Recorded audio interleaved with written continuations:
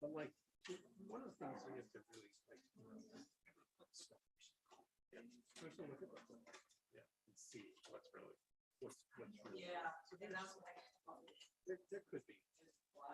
and that's what there could be a reason to go here or not.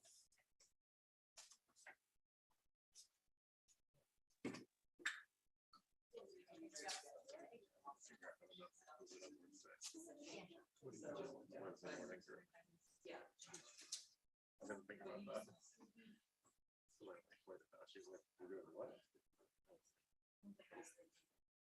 I'm sure we have all those people that have the free time.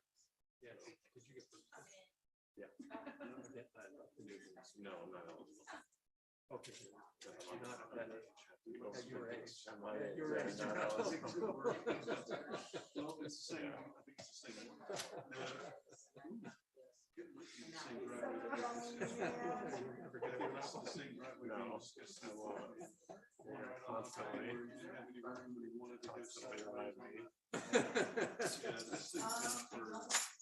A friend said you should never say.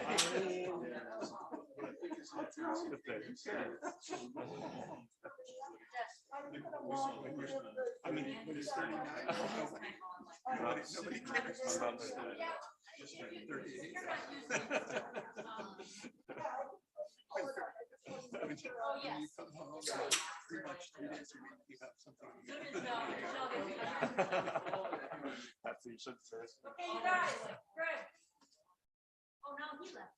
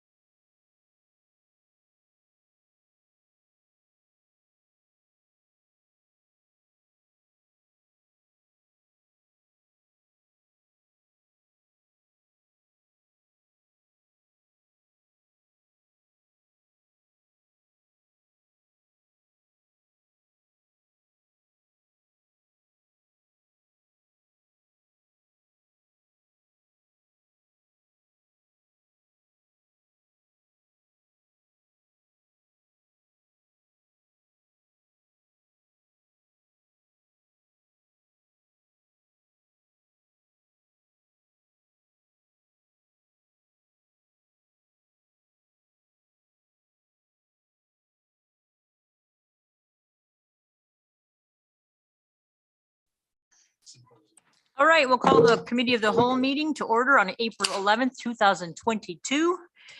Clerk will note the roll. People are in the room except Ms. Hughes Candies and Madam Mayor are on Zoom. Ms. Wall was talking about attending on Zoom, but I don't see her. Is she not over? Madam Chair, she did notify us right before the meeting began to say that she's not feeling up to it and will not be participating All right, tonight. thank you for that. Approval of agenda, any changes to the agenda, Mr. Watt? No changes, thank you. Okie dokie. Who would like to do the land acknowledgement? Who has the paper? Mr. Bryson. Thank you, Madam Deputy Mayor. We would like to acknowledge that the city and borough of Juneau is on Tlingit land and wish to honor the indigenous people of this land. For more than 10,000 years, Alaska Native people have been and continue to be integral to the well-being of our community. We are grateful to be in this place, a part of this community, and to honor the culture, traditions, and resilience of the Tlingit people. Ganoshish. Thank you, Mr. Bryson. Approval of minutes. We have minutes from June 7th and November 29th. Are there any comments about the minutes or objection to their approval? Ms. Hale is moving her microphone. Just to say, that's a long time. Okay. Hearing no objections. Any objections to their approval? Thank you. All righty. So we'll move on to our agenda. First item up, new City Hall update. Mr. Manager. Deputy Mayor, I think Director Kester should be online, and she's going to be our first choice on this topic, and I'm her backup. Ms. Kester, are you there? There you are.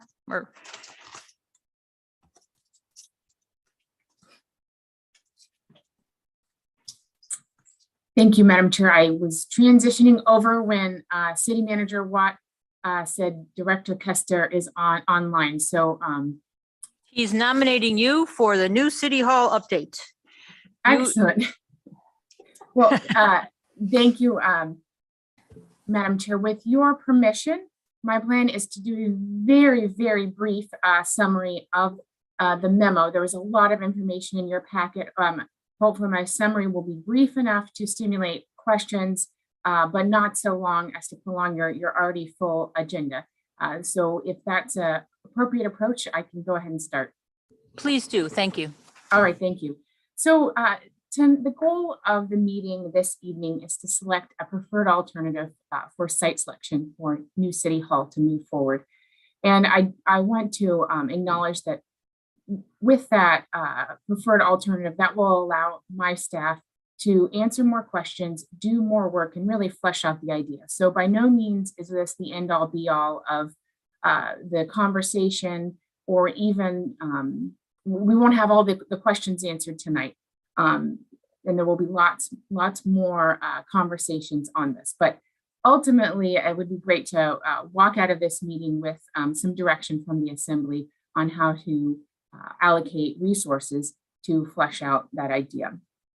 I really appreciate the Assembly's questions at the last committee of the whole. It gave me a lot to work with, and I tried to incorporate the answers to those questions in the cover memo that you have in your packet.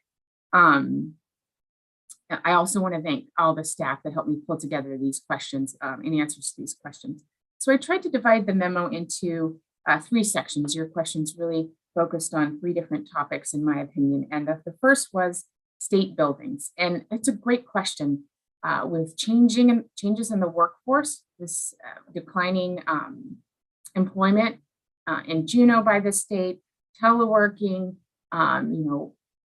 what is the future of the existing office buildings that we have in Juneau? And so one facility that we looked at was the current Fish and Game building. The owner of that building reached out to City Manager Watt and I about selling that building. And so you will see in your packet a proposal from them. I think that building has a lot going for it. At a purchase price of $60 million, add some funding to add a assembly chambers. You're still getting into the over $30 million total project cost. And that was just a WAG that we were able to do with the architect in an in-house cost estimate. But renovating an existing building gets expensive, especially if you want to make it a 50-year LEED certified building that would compare to new construction. I think that as we move through this process, buildings will pop up on our radar from time to time, and we will give them our due diligence and look at them. Another building that has certainly popped up is the DNR building, and City Manager Watt and I actually reached out to Central Council and asked them, are you sure you have plans to fully occupy that facility? And they do. Another building that we asked about was the Permanent Fund building where they're located. So we do expect to be hunting these to ground as we move through the process. The other question was, just generally speaking with state leases. And so we were able to reach out to the state about state leases. And, while they look at every lease when it expires, they don't have any plans to move or consolidate leases at this time. So there's a table in your packet that kind of details some of those leases. Really, the next section of the memo talks about what I think is one of the most important elements of the conversation. And I will say, we haven't solved all the problems of parking, right?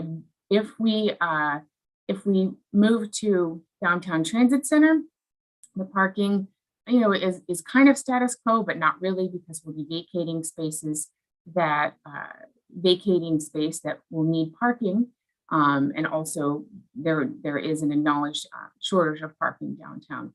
But certainly that is an easier equation. When you move to 450 Whittier, it's not as simple as the employees all staying in the marine parking garage, though that is something that I think that we will have to look at. But there's a lot of surface parking at 450 Whittier. So I'd like to thank CDD staff for doing a really excellent report on the surface parking available at 450 Whittier. And I tried to simplify those numbers in my memo, but I acknowledge that it kind of runs together a little bit. So the source document is probably the best place to look at, what parking is available, how many spots, but there's 522 surface parking spots within the radius of 450 Whittier. Some of those are dedicated. A lot of those have shared use agreements, formally or informally. What's clear is that there's a lot more parking available in the evening hours when the public would want to be attending attending assembly meetings and chambers. But, some of the options for parking moving forward could be underground parking, could be additional shared use agreements. North State Office Building Parking Garage is another excellent question that was brought up at the last meeting, and is something that I know City Manager Watt is working on, and we've submitted a request to the legislature for funding for that. That has a huge opportunity to help parking in the entire neighborhood. So again, I think there are some unanswered questions on parking, but the reality is there are a lot of parking spots in that area, and probably looking at how to best use those collaboratively is, there's a lot of opportunity there. And so the third section of the memo is money. Probably maybe that's a more important section than parking is money. But there's an excellent memo from Finance Director Rogers in there. And I apologize that ended up as a red folder item, purely my oversight. But he gives a good analysis of, not the long payback period that we saw at the last committee, the whole meeting, but kind of, can we finance funding a new city hall, let's say, $21 to $26 million over the next 25 years, and what would that look like? And so he confirms and goes into a lot better detail that that is doable without any increase to the current mill rate, while maintaining a lot of capacity for additional debt at CBJ. The other money question that came up that was really relevant was, hey, we've been looking at all these inflationary pressures on our cost estimation. Does the $12 million cost estimate for renovating the current city hall, has it been through that same churn of cost estimating?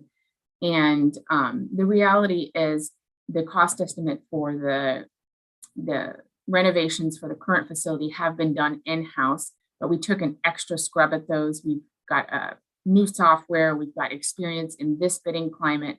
And when you project those at a project cost that you would have to do in 2025, so when you look at them all kind of like apples to apples, the same year, the cost estimate there is really similar. It's like just shy of $12 million.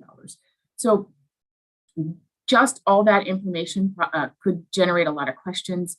And I will pause here for questions before we get into the juicy part of the recommendation. All right, now who has questions for Ms. Kester on any of that or anything? Mr. Bryson. Thank you, Madam Deputy Mayor. And thank you for this presentation, Director Kester. But I see on here from this finance strategy from the memo from Mr. Rogers.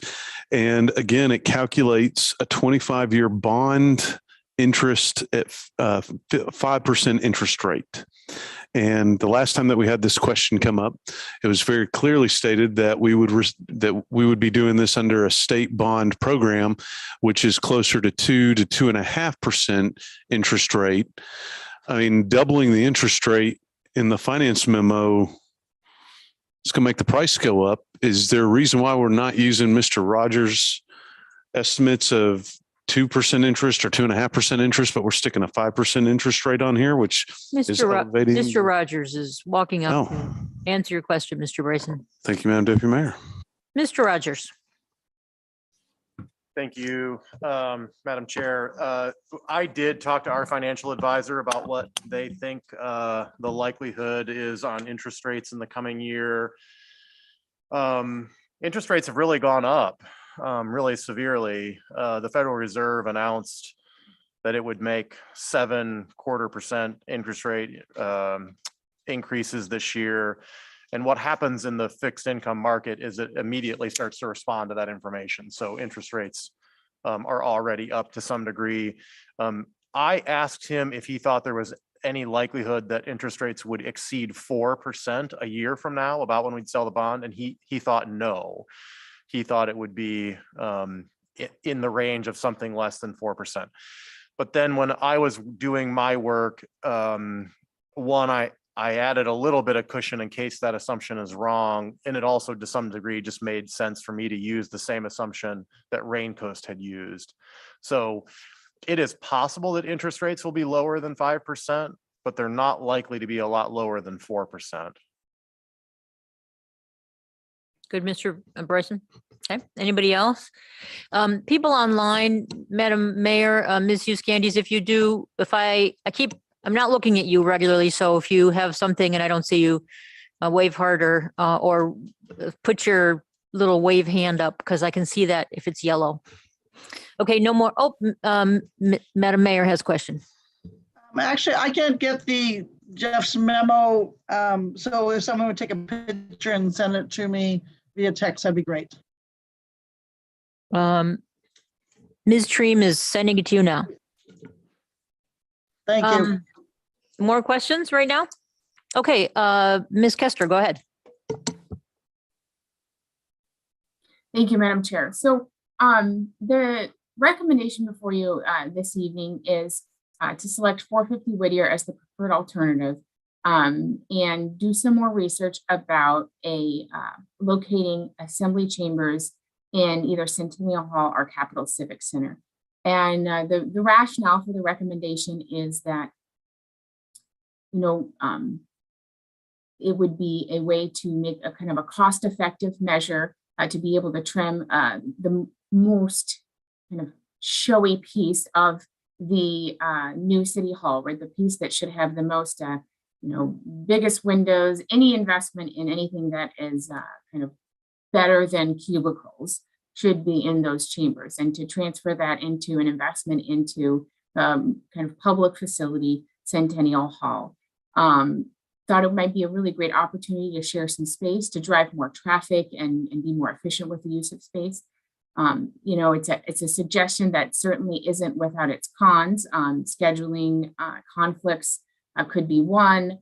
The need for having that proximity of clerk's office, manager's office, mayor's office is another potential con. And when we ran the numbers based on pure square footage, it was about savings of about $2.8 million. So what we're asking tonight is to move forward with a recommendation that would allow us to explore that option further. Happy to answer any questions. I'm sure there are some. Ms. Treem.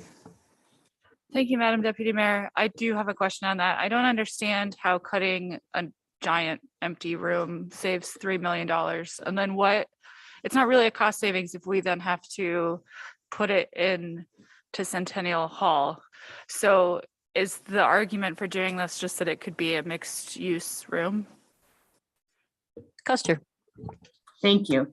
Yeah, and I will say that the $2.8 million figure that I came up with was strictly taking the a square foot number for construction of new city hall, a new chambers and a lobby area. So bigger than your current chambers and lobby area now, and, kind of doing the math and deleting that. So arguably not a scientific cost estimate, just a per square foot cost estimate. And when to the second question about saving money, what we're really talking about is a shared space. So right now, meeting room upgrades are kind of the next piece that the public has asked for in upgrades to Centennial Hall. There is current funding in the CIP through the sales tax that was approved by the voters 5 years ago for those upgrades. We haven't been able to move forward with them for budget reasons and because the biggest need has been ballroom renovations and HVAC system renovations. But presumably renovations to the meeting room and or new meeting room space under the Capitol Civic Center model, well, those need to happen and have been requested by the voters, regardless of what happens to City Hall. So the vision is that, that space needs to be renovated and upgraded either way. Mr. Watt had a comment. Thank you, Deputy Mayor. So yes, it would be a shared space, and that would be the goal, efficiency of resources. And since if the assembly approves the 350 Whittier site or 450 Whittier site, we'll be right next to Centennial Hall. So there's a cost element. So we all have sticker shock from the current construction costing, and that just is what it is. We walked over the other day to really look at the Egan room, which is the largest of the small conference rooms. And if that's what you had, we could hold assembly meetings in there today. It's not as nice as this, it's not as big, but you could make it work. And I think there's the proximity of the buildings makes an argument for that shared use. And it's one of those things that I think the public's going to be interested. They're going to have comments. People who use the hall are going to have concerns about space. But I think from an efficiency standpoint, it makes sense to look at it. And I'll just go on a little riff here that, ideas like this are sometimes hard to conceptualize. And if you go back 50 years or 40 years and you 50. And we said, we have a fire station and we're not going to use it as a fire station anymore, but the place where we park the fire trucks has a higher ceiling and we could make it into an assembly chambers and it'll work out, right? People would probably look at you and be like, I can't quite visualize that, but that's where we are today. So that's the thinking. It's not any more evolved than that. And I think it's a cost and efficiency idea primarily. Thank you. Ms. Hale. Okay.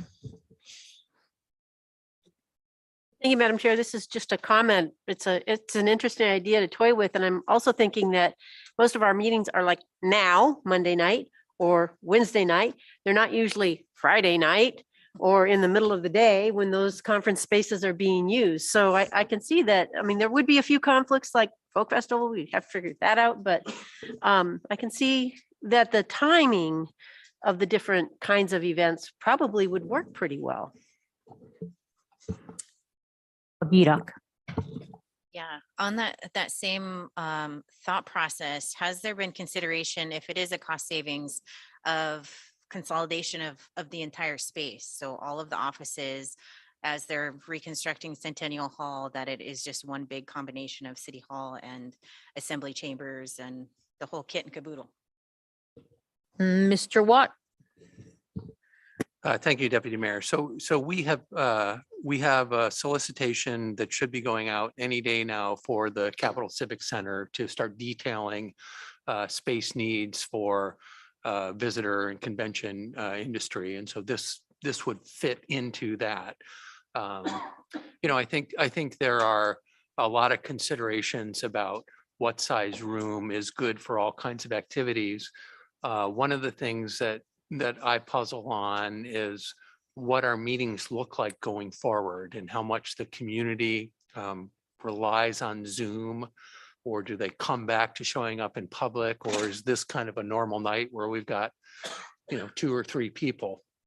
In the City Hall project, we also envision a large meeting room that would replace the 224 function. And in a new facility, that would be a really good ground floor space.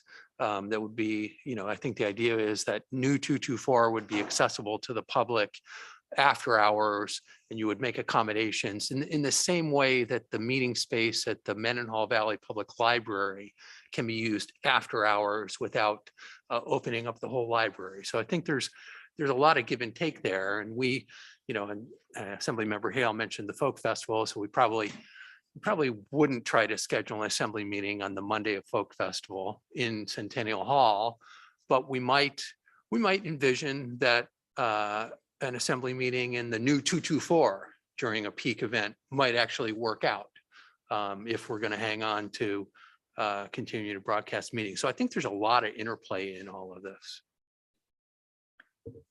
Let me just, are you good? Follow up, if I understood to me, the question is, what about just adding City Hall? Did you save anything by adding City Hall on a wing of the new Centennial Hall revision? Right? Thank you, Deputy Mayor. Yeah, always best to answer the actual question. Probably not. I think it probably makes both projects more complicated. And from a building code standpoint, you've got, offices and convention hall, and you probably have different building code issues that just make it complicated. Dream. Thank you, Madam Deputy. Oh, actually, you know what? Ms. Hughes had her hand raised. Ms. Hughes. Thank you, Madam Chair. I don't know if you're ready for just comments yet, or if you still want questions. We're still doing, right now, we're still doing questions. Yeah. Ms. Dream. Thank you. I was just wondering if we talk about this again, if we could get more information on the cost saving analysis, because I know that there's a lot I don't know, but I just cannot wrap my mind around a big empty room saving $3 million. So just more details on that would be great. More questions? Mr. Smith. Thank you, Madam Chair. And I'm sorry if you already said it, Mr. Manager, but I guess knowing that, the Capital Civic Center is, anyway, there are plans and dreams, but who knows if they'll actually, what they'll turn into.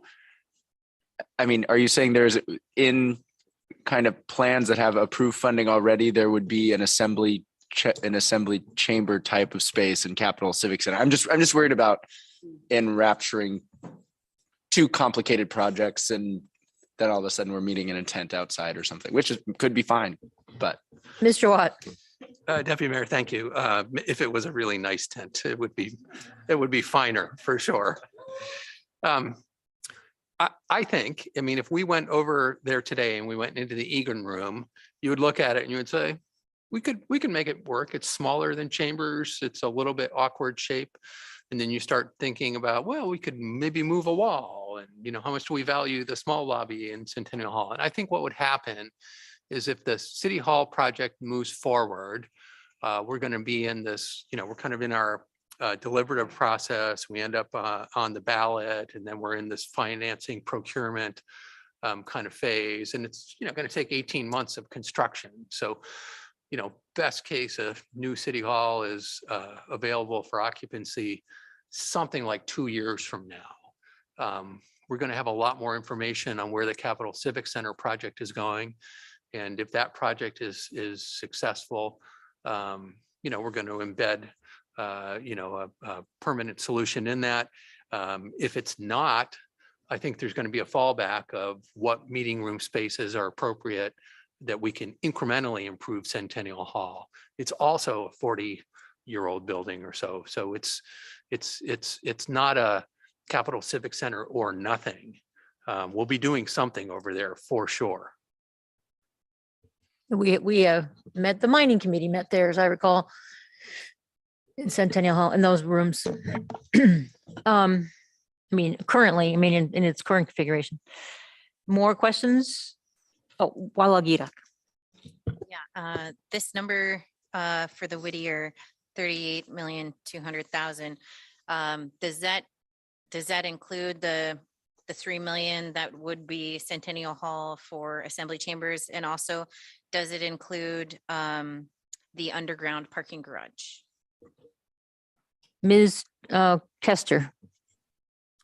No, that number does not include renovations to Centennial Hall. Underground parking is cost estimated at $3.2 million for 38 spaces, and the 38.2 doesn't include that either. Any more questions? Ms. Hughes Candy's had a comment. Thank you, Madam Chair. I guess I'll start by saying I'm not wild about the concept of moving the assembly chambers into the Centennial Hall Civic Center. I love Mr. Watt's comment that we wouldn't have necessarily envisioned meeting where the fire trucks used to be. I think that's wild. I always forget that. I love the space that we're in currently. Not that I think we should stay there, but just to say I'm not against meeting somewhere unconventional. And if this new city hall had a 224 on the ground floor type replacement,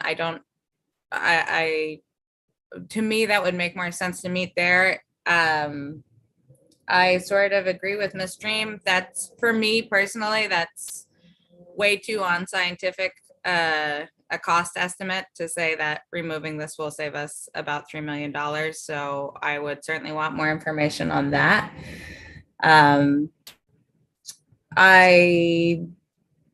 don't want to misquote any of the memos that were in there because we had a couple of different things. I think it may be referred at some point to Centennial / the Civic Center as a people space. And I will say that personally, I think the City Hall is far more the people's space. So to me, it's appropriate that you have your assembly meetings in City Hall, even if it's in a very modest room with cubicles all around. So I don't think it needs to be anything grand, but I think that's the appropriate place to be meeting. And I spent a lot of time this last week in the Egan room and the Hickle room and the Miller room. So like I said, I don't think it needs to be anything grand. And then finally, I'll just say that, yes, the voters put in a long time ago, we've been remiss and behind in improving on Centennial Hall as it exists currently. But I think we should just be cautious of getting too attached to a vision of a civic center that hasn't happened yet and trying to marry more things in there. So I personally would just say I like the selection of 450 Whittier as a preferred alternative. But I would like to keep the assembly chambers in there. Thanks. So thank you, Ms. Hughes Candies. The first question before we get deep into what would be there is, there's a recommendation in the memo about selecting 450 Whittier. More information would be needed. Does someone, then we could talk about it, make a motion to that effect, and we can talk about the motion. Mr. Bryson. Thank you, Madam Deputy Mayor. I move that the committee of the whole accept the preferred alternative 450 Whittier and ask for unanimous consent. Okay, we'll talk about that. Any comment, any objections to that motion? No, all right, well, we don't have to talk about it then. So basically the staff will go back to continue with public outreach and getting more information. This is just a step. It's not a support for putting this on the ballot or anything like that. You heard some comments about being skeptical about the 3 million savings. Obviously get some more information. I'm supportive of anything that would save some money. If you can meet in a room that's largely empty, as long as it was reserved for us first, basically. Any other comments on anything that you need for the next round of thinking about this? Anybody? Okay, there you go. Thank you so much. Next one. I do have one comment. Oh, go ahead, Ms. I'm Hale. sorry. I'm Ms. sorry. Hale. Ms. Kester mentioned, I don't know, 3.2 million or something for 38 parking spaces. I would be interested in, for example, the museum has those underground parking spaces. I would be really interested in assessing the option of underground parking spaces at the same time that we're looking at this. Because the more we can move those underground, the better. Okay, Ms. Dream. Thank you, Madam Deputy Mayor. Sorry, I wasn't quick enough. I have maybe one more request for information on the location of the Assembly Chambers topic. I know that we're not the only ones who use this room for our meetings. So, and I know that we've had scheduling conflicts even with 224. So maybe the clerk could let us know kind of the average nights of use of this room, or some kind of information about how frequently we really do need public meeting rooms, if that makes sense. Sure. And obviously the whole analysis of how that would work. And I mean, it's a deep dive into all of that. Right now this is free. People come in here, it's free. You have to rent Centennial Hall. I mean, all of that is part of this discussion of whether you need an extra room in the quote new city hall. Madam Mayor.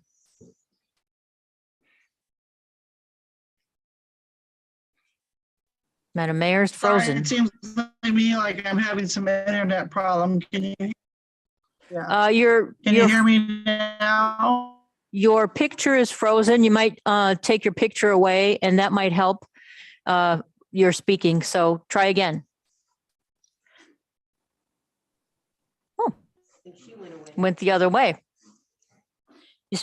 Oh, Madam Mayor, are you still there? I can see you on the screen, so she's still there. We cannot hear you. Can you hear me? Yeah. Yes, ma'am. Go Sorry. ahead. Go ahead. Can you hear me now? So Yes, it's not ma'am. just us either. You forget that Planning Commission also uses our space, and they're coming back soon. And others, obviously, I'm not in favor of using the shared space. So I think it would affect the convention center's ability to use their space, and I think we would get noise unless we made sure that there was nothing going on. I mean, I went to the folk festival last night and it was a wild time, and I can't imagine having a meeting and trying to listen to that. So that's my comment. So, and apparently I have bad internet at the Cook. Ms. Hughes Candies is doing better than I am. Mayor Walden, if you ever put your hand up in your little yellow hand thingy and we'll get you. Thank you. Okay, anything more?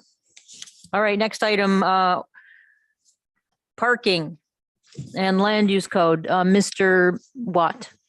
So there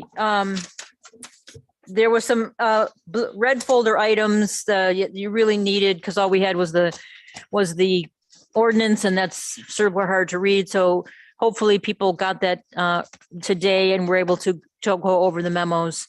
Mr. Watt. Thank you, Deputy Mayor. So about a year ago, we asked the Planning Commission to look at the downtown parking code. And they kicked around many pieces of that and ultimately landed on the code amendment that Your mic's not on. in February, and came to the assembly, and then the assembly member Bryson proposed a map change and it's been referred to committee. So I think a little recanting of that history. Ms. McLean's memo to lands was red foldered. Regret that we didn't give you a cleaner picture in the packet tonight. And with that, I think we can pass it over to Ms. McLean to kind of give a high level overview of the changes to the parking code. Thanks, Ms. McLean. If you could tell us in English what the ordinance does, that'd be great. And how it differs from what exists. Thank you. Thank you, Madam Deputy Mayor. And one minor correction, it's actually been almost 2 years, but time has been strange. So the Title 49 Committee and the Planning Commission have really spent a deliberate amount of time on this, and I think we've come up with a reasonable solution that works for most everyone. But as always, we aren't going to make everyone happy. So today, right now, we have a fee in lieu district where if you can't meet your parking requirements on site, you can pay a fee. It's based off of the state tax, state index something, and now I'm mixing up all the finance stuff we were just talking about. Anyway, it's around $10,000. At least a couple of years ago was the last time we applied it. And it goes up or down, it fluctuates. So that's one item of concern, is having to pay for parking when the requirements may seem to be too high. Another issue is that we have the parking District 1 area, which is sort of the tighter core of downtown, if you will.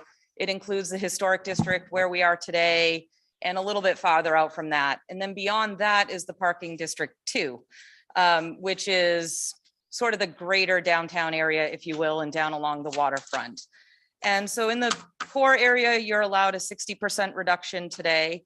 And in the PD2, the slightly outer circle, you're allowed a 30% reduction. And you can pay fee in lieu for the remainder.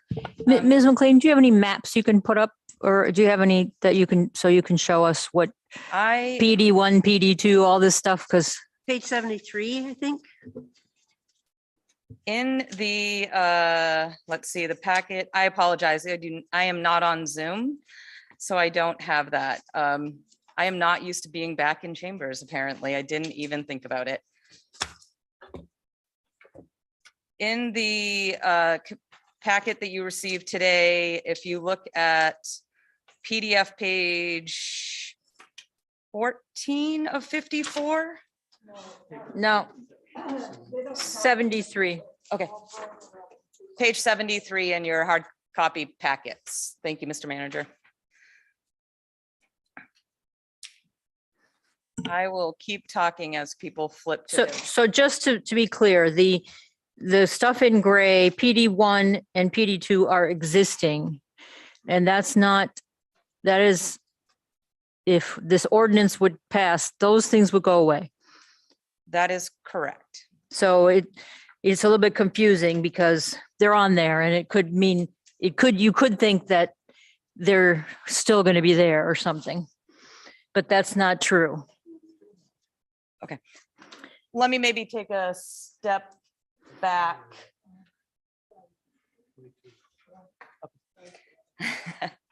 So today we have the fee in lieu district, the PD. Just page 73 is the map, if that's what you want.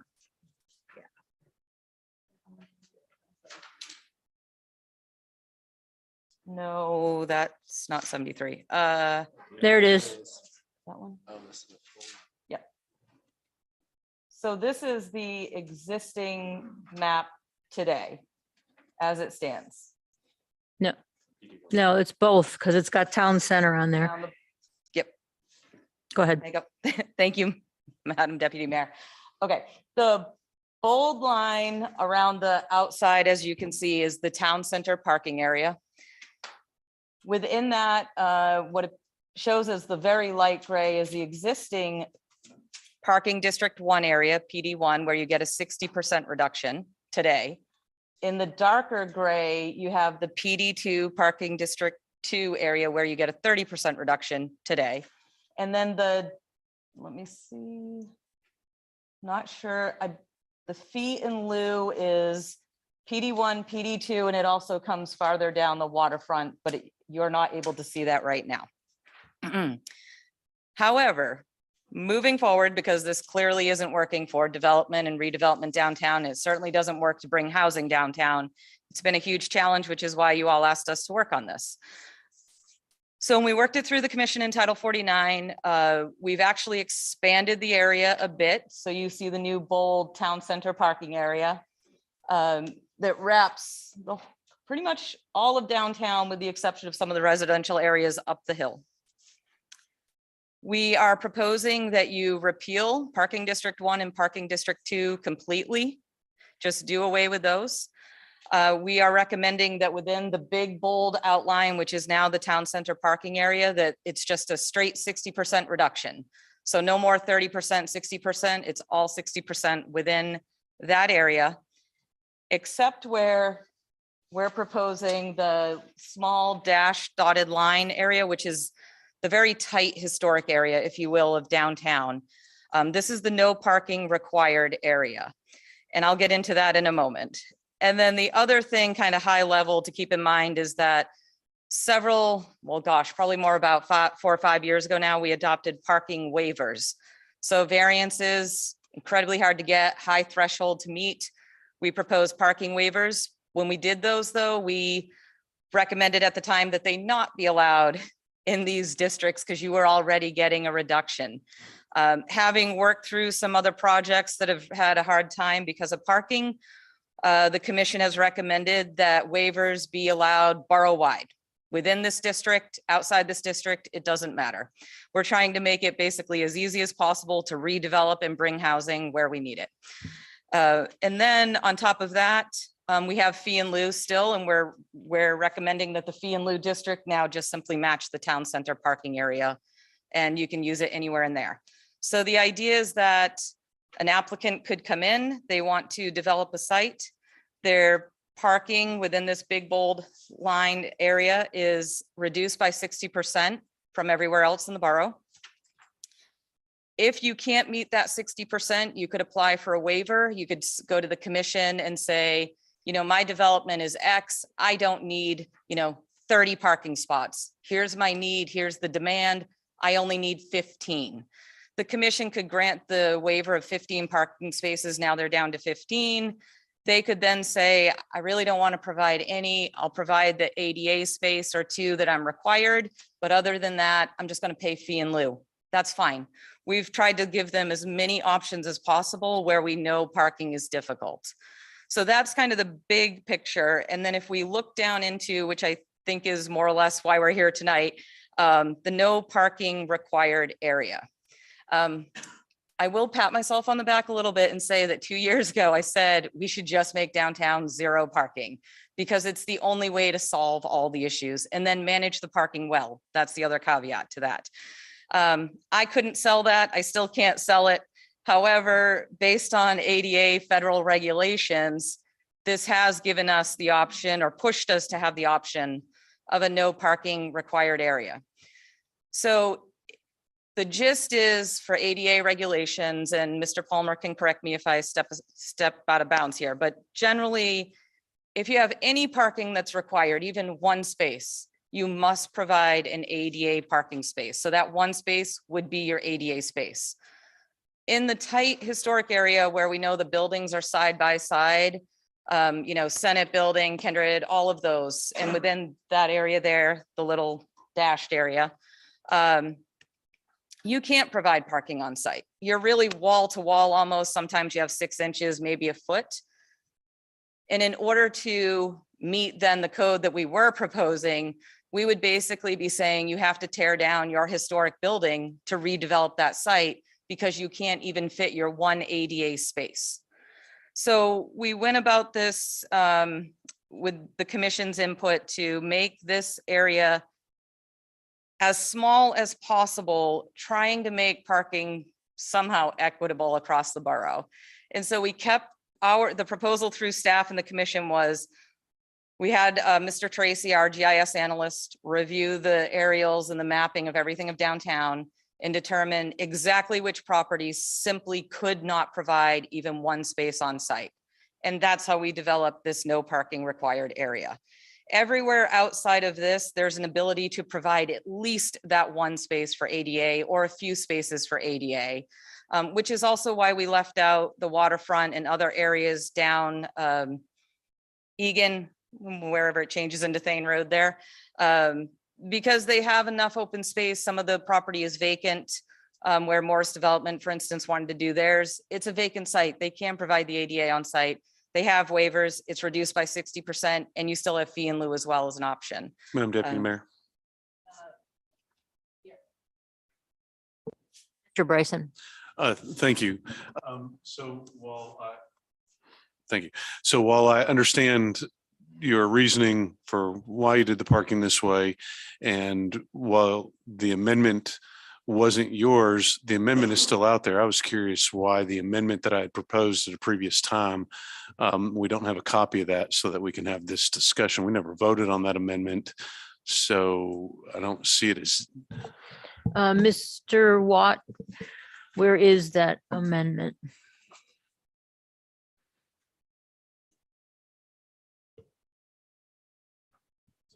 Okay, we'll have a brief at ease.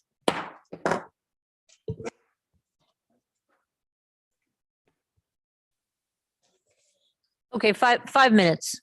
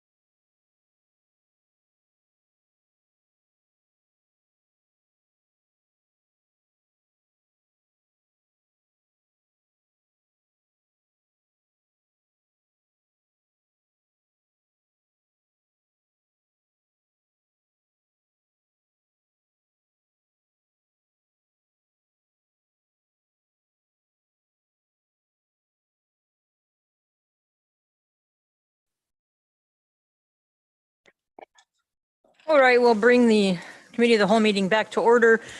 We are all presented with the amendment we should have had in our packet.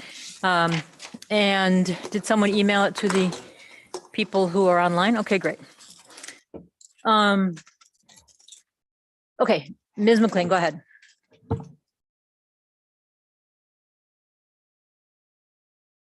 I said it earlier, this is going to be the new unmute yourself. Apologies, Madam Deputy Mayor. I'm not sure. I don't have anything more to add at this time. I'm happy to take questions. Who has questions for Ms. McLean? Any questions? Any questions online? Someone? Ms. Treem? Thank you, Madam Deputy Mayor. I was just asking Ms. McLean some questions during this recess, and she mentioned the Planning Commission's reasoning, and I was just wondering if she could repeat that for all of us, because I thought it was interesting. Ms. McLean? Thank you. So in regards to the no parking required area, the commission did struggle with how tight or loose to make that, how big or small that area, that boundary should be. And part of what they were weighing was the equity of parking generally in the borough. So not just downtown, but how to make this as fair as they could. And so why does one area not have to provide any parking, but other areas outside in the downtown, but also in the rest of the borough has to? And so they really tightened it down to the properties that truly cannot put a parking space on their property because the buildings are so historic and that they've been built so close together. They were built obviously before the building code, the fire codes. You couldn't build it today the way they've built it anyway, maybe with a lot of upgrades. So that was their struggle, how to make this as fair as possible, but recognize the challenge that these historic properties have that others do not. And Ms. McLean, there are still for any properties in this district or whatever, all the waivers and all those other things. So it's not like those properties couldn't get those things. Is that correct?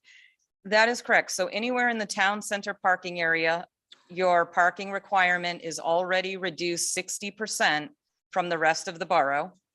Then on top of that 60% reduction, you could apply for waivers. And then on top of that, you could apply for fee in lieu. Okay. Ms. Hale?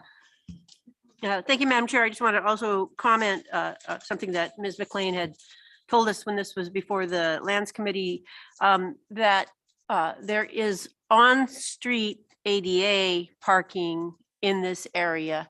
So it's not as if there's not any ADA parking. So there is actually CDJ provided parking. Thank you. And just right on this particular thing, I too was like, why don't you make it bigger, right? So I called a couple of planning commissioners because I know they've been working on it for 2 years. And basically they said the same thing you did. And they spent long hours on this, talking about it and smaller and bigger and why, blah, blah. So anyway, that's all. Because I was like, well, how come it's not bigger? Anyway, Ms. Hughes Candies.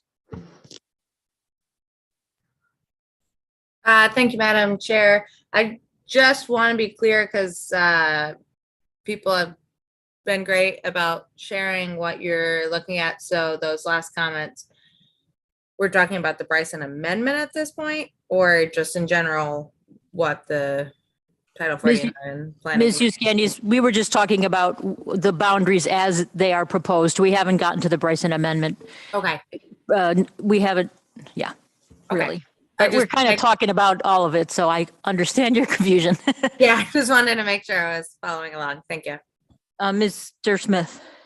Thank you, Madam Deputy Mayor. Ms. McLean, I was just wondering if you had any information on increases in development or other types of, I mean, I would call that a benefit, I guess, of other communities that have done away with parking requirements. And I guess one thing I'd also want to say is, just because we're not requiring parking doesn't mean people won't provide parking. Is that true? I mean, the people will need, there is a market need to, I mean, parking serves a purpose. But anyway, could you speak to what you know about other communities that have no parking required areas? Ms. McLean. Thank you, Madam Deputy Mayor. As I mentioned to Mr. Smith during the break, the last city I worked in, which is in Massachusetts, waterfront community, somewhat similar to Juneau in that regard. Has a historic downtown. It is now a national park as well for the most part, or for parts of it, I should say, and had a 0 parking requirement. We had 2 structured garages, same as here, a couple of surface lots, not many more than we have here as well. I would say the one, and it's been hugely successful. The city continues to redevelop and grow. Again, had some type of historic area in the 90s, and then around 1996 became a national park. And so it's continued to grow and revive. The one, again, the caveat though, I would say is that we managed parking very well on street, and we did that through meters, and it wasn't always popular and not everybody loved it, but you could find parking spaces, the parking turned over, and it was revenue for the city, which again, may not always be popular, but it did go back into funding many amenities for the community that we may not otherwise have had the opportunity to do so. More questions for Ms. McLean on what the ordinance is or does, or Mr. Smith? I guess, I guess, I mean, personally, I would like an expanded no parking required area. Obviously, we have an amendment that will be addressing that here in a little bit. Would you speak at all to, I did see I saw the planning commission report that came in. I read it months ago when it was at Lance, but why the parking lot on 2nd and Franklin maybe wasn't included, or also the Manila Square area, that to me sticks out, especially just in that it doesn't match kind of a previous line. Anyway, could you speak to those? Ms. McLean? Thank you, Madam Deputy Mayor. I can. When we started out at the staff level, we did have those included. We knew that 2nd and Franklin, for instance, had faced challenges basically based on the parking challenge. And then, of course, this all kicked off because of the Morris development site. And we did reach out and seek comments from both developers on those sites. I believe Eagle Rock Ventures provided some, and Morris declined to give comment because they had no plans at that time. Again, though, when it came to the commission, and I can't remember if it was Title 49 too, but definitely at the commission level, it came back to that bigger balancing, that equity of what's fair and where do you draw the line? And because 2nd Street is vacant, because the other sites are vacant, it was seen that they could at least try to incorporate at least the ADA spaces on site somehow, or pay the fee and pay the waivers and the fee in lieu and everything else for the rest. So they simply tried to keep it at the minimum, the bare minimum that it really needed to be for those properties, and anyone else that had vacant property should have to provide something. Ms. Hughes Candies?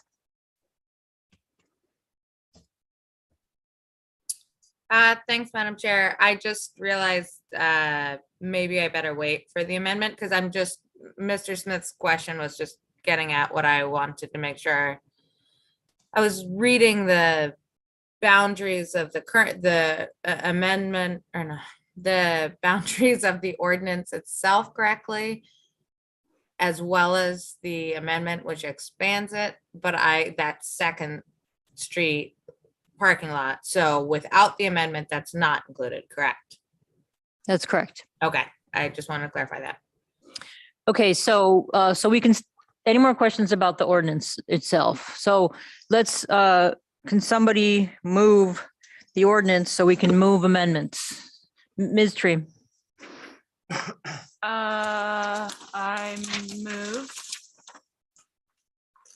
ordinance 2022-04. Okay. Yep.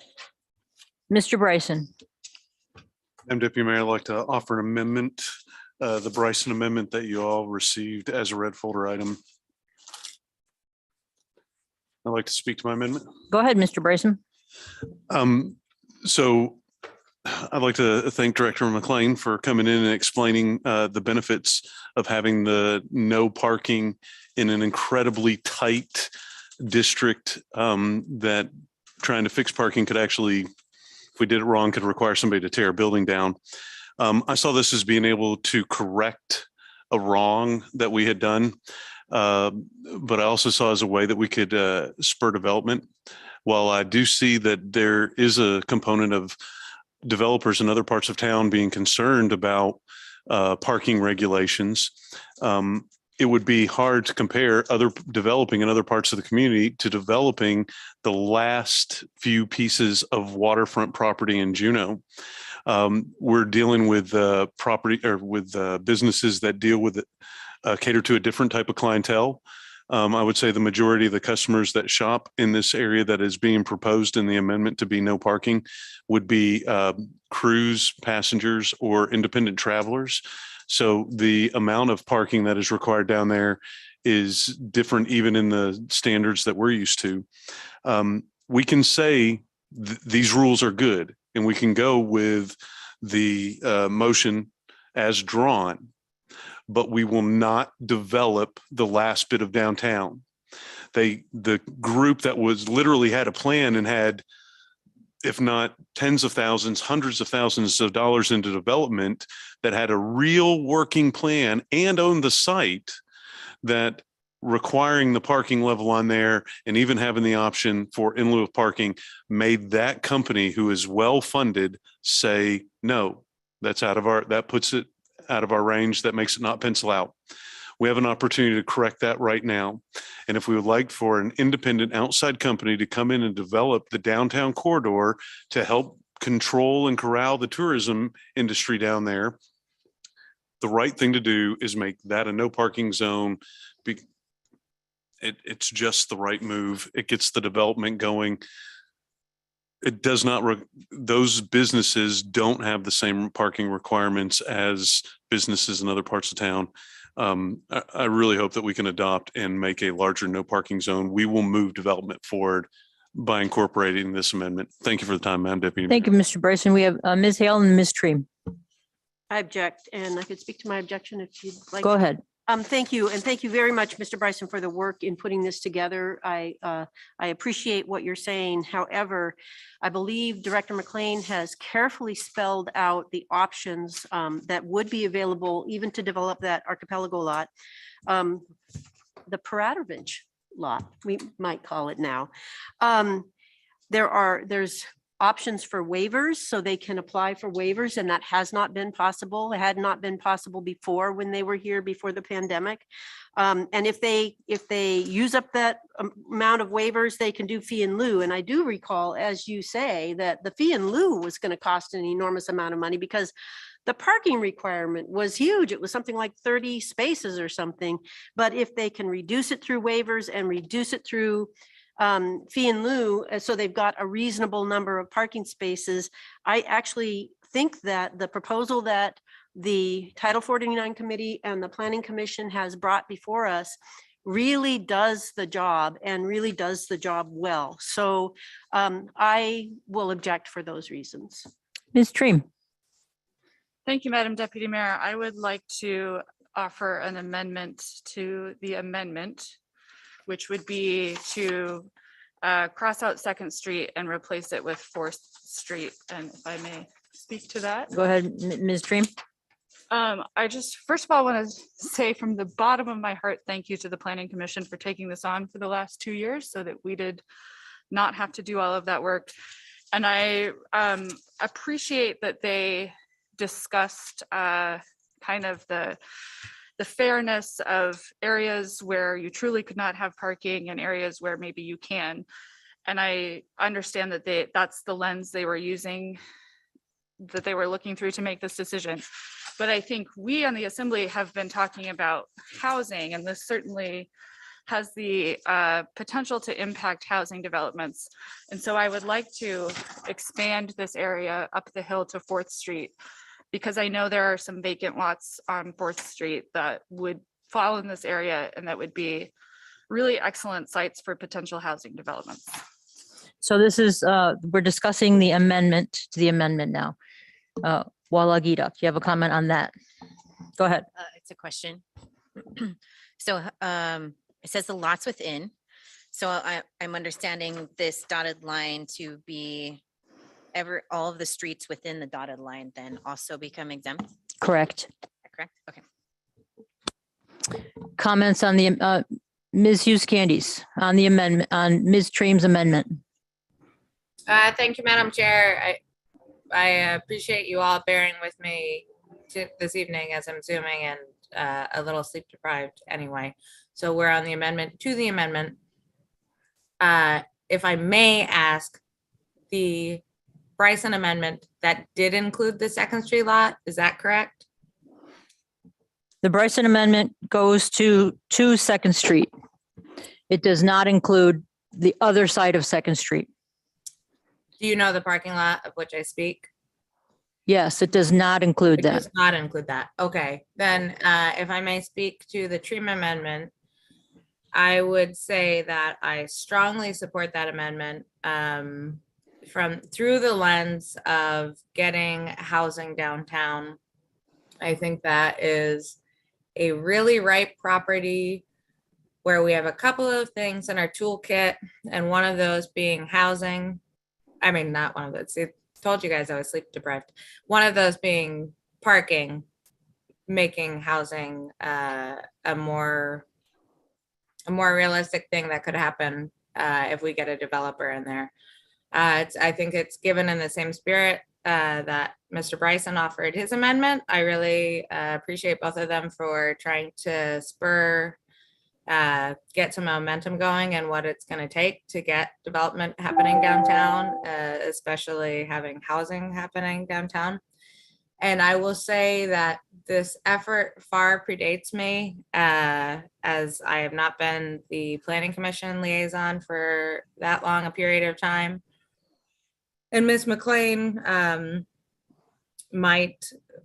hope I'm not misremembering, but I just wanted to add my 2 cents as well, that going to some of those Title 49 meetings in which they discussed this, that there was also a sense from the Planning Commission that they didn't want to do too much too fast, which I am sensitive to. I understand where they were coming from, but I don't share that opinion. I understand why you might want to do it by tiny measures to make sure it doesn't mess up your overall parking universe too much.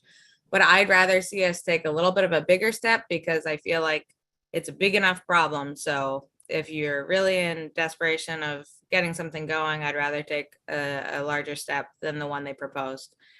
And I cannot remember which commissioner offered an amendment when this finally got out of the Planning Commission, but a very similar amendment was offered by a planning commissioner. Obviously it failed, but it got a couple of the planning commissioners' support. So just throwing that out there so you guys have that in your hopper as well. Thank you. More comments on the amendment? Ms. Hale? Thank you. I don't believe Ms. Treem's amendment includes the Second Street, the Second and Franklin parking lot, because that's on the, oh, I see. Yes, it does. To Gastineau Avenue, so it does. I'm sorry. I was wrong. Okay. Thank you. Oh, go ahead. Walhall Gedok. I'm supportive of the amendments and both amendments that are made. I'm just have a question about federal regulation, since it was mentioned earlier. Does this impact federal waivers or things that we have to be worried about in terms of our compliance as a city?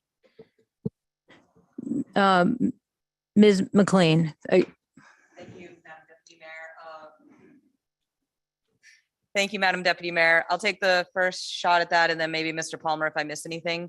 But the federal regulations kick in whenever there is a parking requirement. So if one space is required, that triggers the need for an ADA parking space. If the parking requirement is 0, then 0 ADA spaces are required. I do want to reiterate, though, what Ms. Hale said, so that it's clear that to the public that we are aware of the need for ADA spaces, and there are ADA spaces on street and in the garages, and also in the surface lot at the DTC. So we have taken that into consideration as well. Thank you. Mr. Palmer, did you have a comment? No, okay. Then I'll comment on the amendment.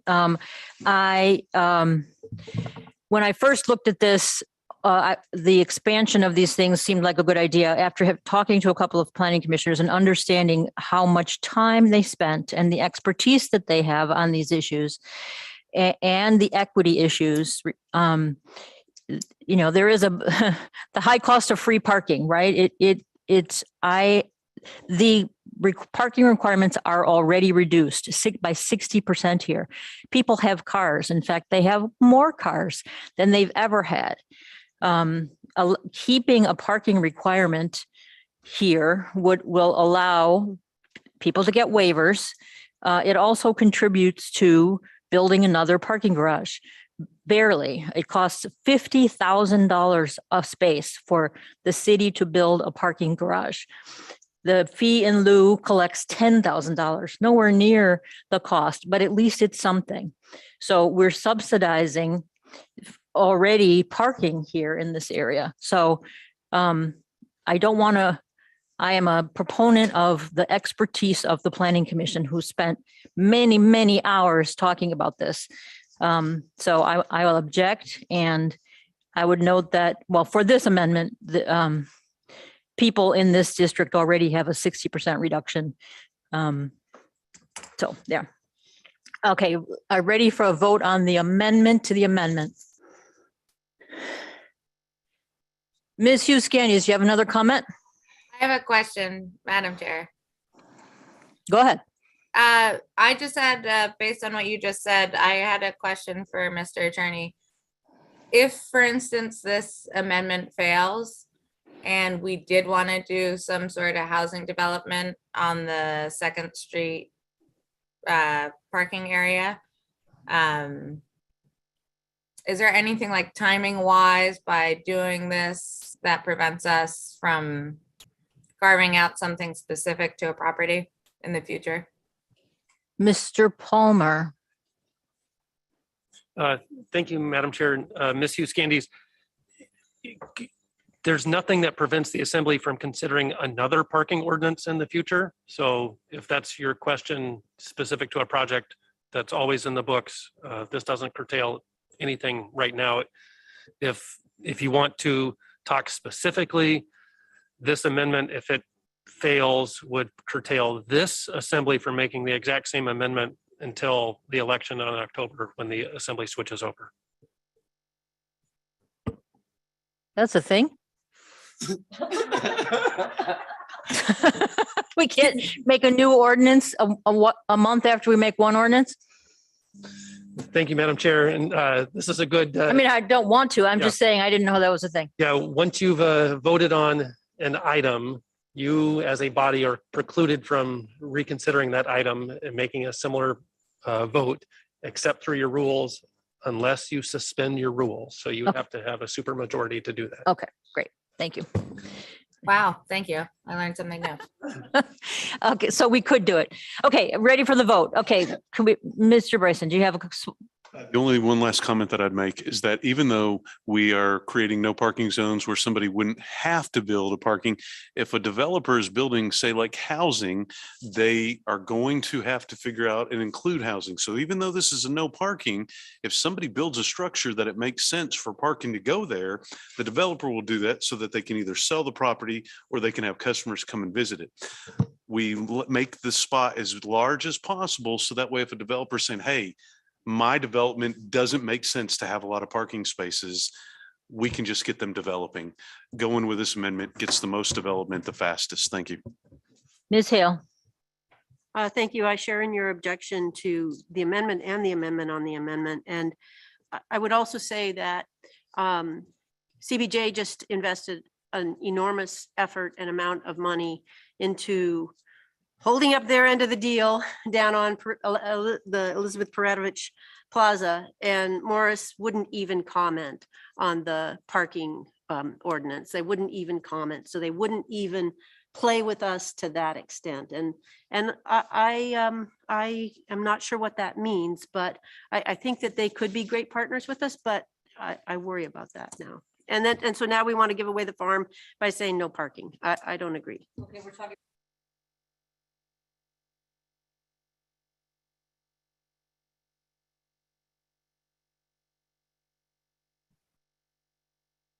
Madam Chair, the sound went away if you responded to Ms. Hale. Oh, sorry.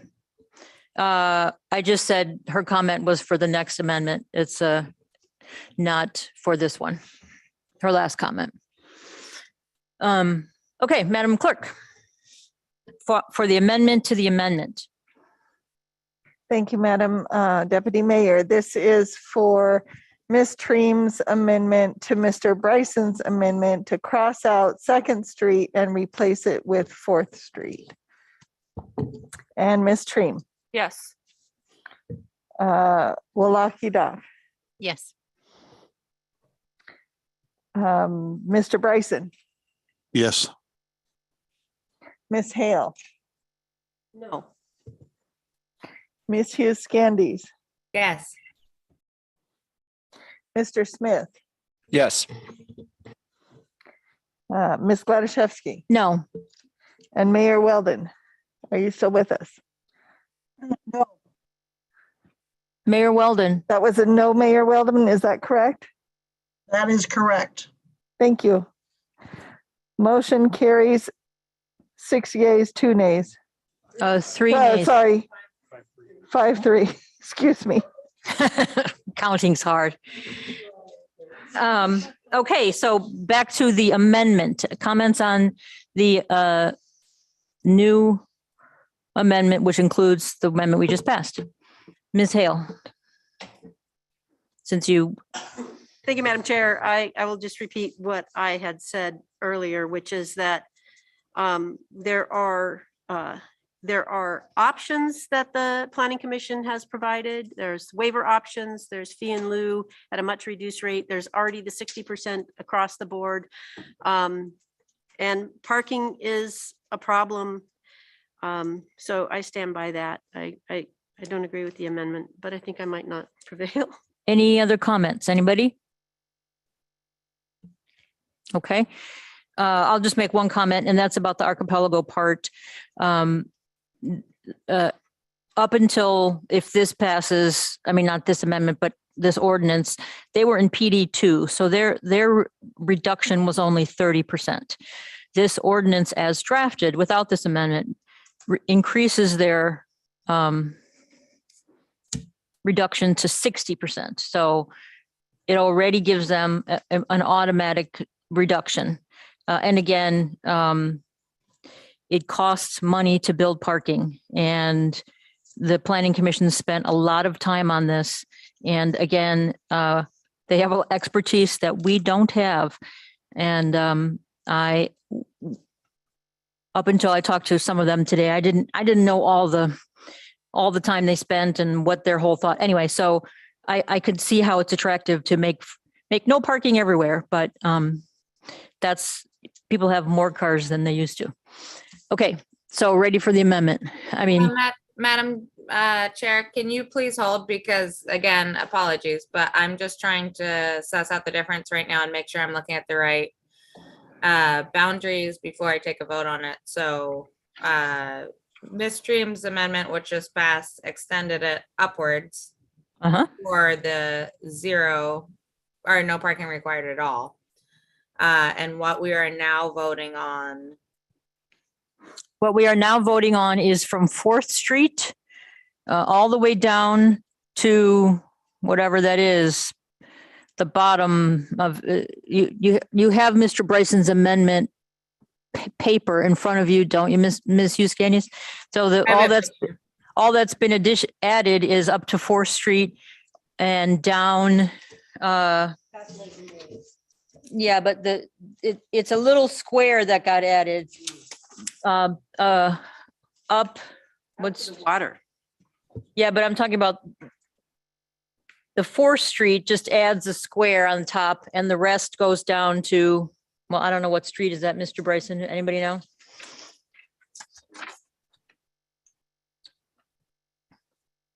$490.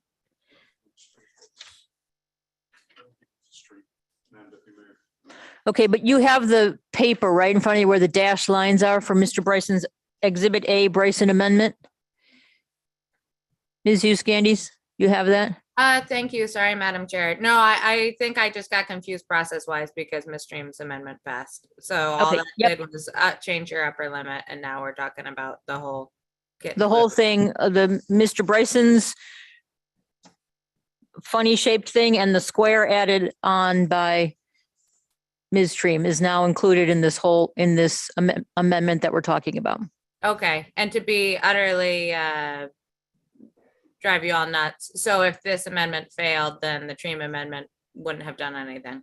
Correct. Okay, thanks. No further questions. Okay, all right, here we go. Ms., what, you got something? I was just gonna say, if this amendment fails, we could still make an amendment to the map that would extend it to 4th Street because that would be Correct. a substantially different amendment. You are Just- correct. Just putting that out there. You are correct. Did you get that, Ms. Hughes Candies? There could be another amendment that just added on to the existing, and by existing, I mean the proposal in the ordinance. You could add the Treem amendment without adding South Franklin. That's not what we're voting on now, however. We're voting on Mr. Bryson's plus Ms. Stream's. If this fails, you could add Ms. Stream's square back on the stuff from the draft ordinance. Does that make sense? I think so, but you'd have to start that from scratch, correct? You'd have to. Yeah, move you just have to ordinance say, and I'm then gonna you have to- do amendment number 3, and I'm gonna add Ms. Stream's square on top of the top and not add the bottom. Okay. Thanks. Okay. Anything's possible. Thanks. Okay, so we are clear on what this one is. Madam, yes, everybody? Madam Clerk? Thank you, Madam Chair. So this is for Mr. Bryce's amendment as amended. Mr. Bryson, Yes. Ms. Hale, No. Ms. Hughes Candies, No. Mr. Smith, Yes. Ms. Treem, Yes. Wallach, Yes. Ms. Gladysevsky, No. and Mayor Weldon. Yes. Motion passes 5 yeas, 3 nays. Okay, so we just moved that, and I think we're done with parking, right, Ms. McLean? Anything else? No, On street. we've only moved the amendments. Don't we have to move the actual ordinance? You did that, didn't, somebody did? Okay, any objection to didn't somebody move that? We did move the ordinance. But we didn't pass it, okay. Any objection to moving the ordinance to the assembly as amended? Okey doke, there you go. So the other, we'll just finish this one, an ordinance amending the street vending requirements. So this goes along with the map, however, where the heck is that? There are policy things to be debated on this that can be debated. It's a whole subject of where vending is allowed and not allowed. The easy path is to just pass this and punt all of those discussions to another time. But who wants to talk about this? Ms. McLean? Thank you, Madam Deputy Mayor. I can touch on this very briefly. Basically, the current vending licenses that we issue to the little food carts and such around downtown rely on the PD2 map of where they're permissible. So when we changed, we're just changing now that what is the PD2 map would become the new town center parking area, excluding the no parking required area. So everywhere within the town center, except where you just said no parking. And the idea, again, it's sort of that, my understanding anyway, because this definitely predates me, is that we didn't want the vendors in those tight areas where the sidewalks are very narrow and we have a lot of foot traffic almost too much that people would be going out into the street unsafely. So this ordinance would simply replace the PD2 parking map with the new town center parking area map. And the vending would not be allowed in the no parking required area. And so because we just expanded the no parking required area, there's more land that would not be allowed for vending. So that's what I mean. There's a bunch of things to be discussed, which we could get into. Mr. Bryson and then Ms. Hale. Thank you, Madam Deputy Mayor. Making vending on the street a little bit more difficult is not a bad thing for the city. Vendors on the street have some advantages that we require brick and mortar restaurants to have lots of requirements and restrictions. And then when we give a vending permit, they have very little oversight and restrictions. They're not paying property tax, whereas we require any restaurant that's going to be in a building is going to pay property tax. There's the restroom question, where, you know, every restaurant is required to have a minimum number of restrooms, but yet a vendor can be on the street. There's already a lack of restrooms in the downtown corridor. I don't think restricting and and having less on-street vendors with less taxation and less oversight over them, that's not a bad thing for our community. So I think we're moving in the right direction. Thank you for the time. Ms. Hale, Ms. Treem, Mr. Smith. Thank you, Madam Deputy Mayor. Two things. So first, we did not just extend the no parking area. We just sent this ordinance to the Assembly. The Assembly has not done that. The Assembly has not taken that action, and it has not happened yet. Because the action that we just took, altering the maps and sending those to the Assembly, really changes the equation in terms of where vendors can or cannot be, because particularly the South Franklin area, there is more room for vending down there. So I think we should, to my mind, we should at least provide CDD, if not the Planning Commission, an opportunity to take a second look at that. And I don't know, to decouple these just for the moment, because if they're coupled, there are a lot more complexities, respecting what Mr. Bryson is saying, but there are a lot more complexities now than there were. Ms. Treem. Thank you, Madam Deputy Mayor. I was just wondering if somebody could give me either a real or hypothetical example of what kind of vendors we're talking about. Ms. McLean. Deputy Mayor, so Bernadette's, for instance, that's typically across Marine Park is one.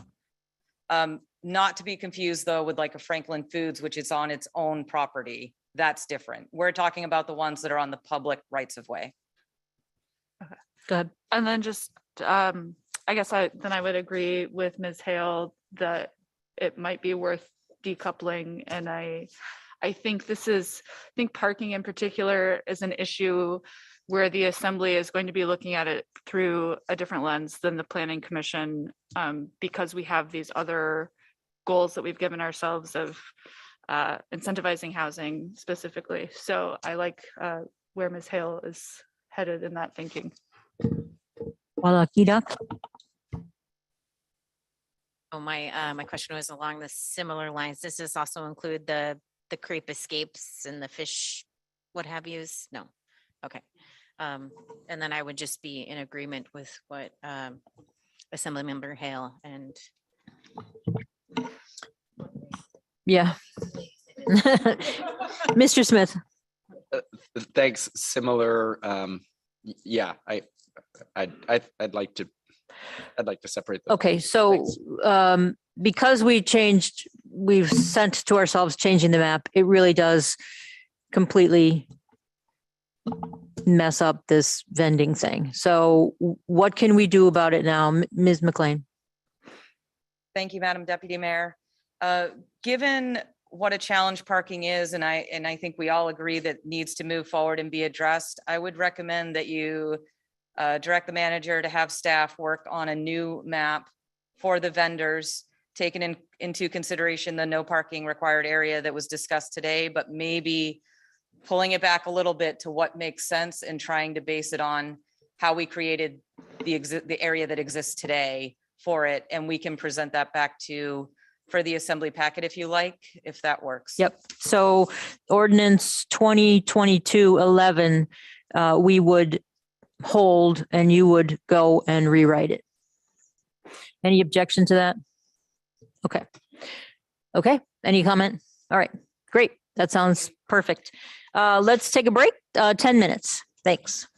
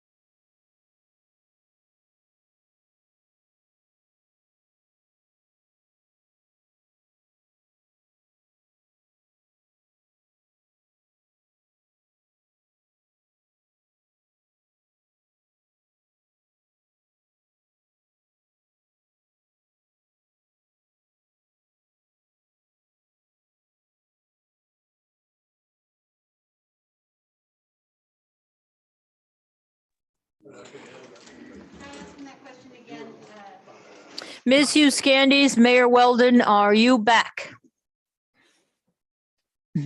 There's Ms. Hughes Candies. Mayor Weldon? I am here.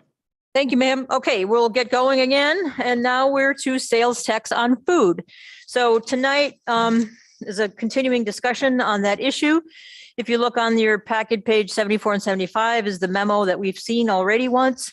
Mr. Rogers' proposed schedule, if you will, his straw dog meeting 1, 2, 3. We've actually done those. We have decided to, at our last meeting, consider food only, SNAP food, and not other things. So now we're to the question of, we're talking about filling up the buckets left. If we remove sales tax on food, it's a $6 million-ish hole. Mr. Rogers, isn't that right? 6 million-ish? Okay. So we have a question of how much of that 6 million would we like to fill up? I don't think we all agree on whether we have to come up with 6 million or not. And also, how would we fill that up? Some things to fill it up require action only by this body. Some things to fill it up would require action by the citizens of Juneau if we start proposing changes to sales tax. So the first question is, how much of the bucket would we like to fill up?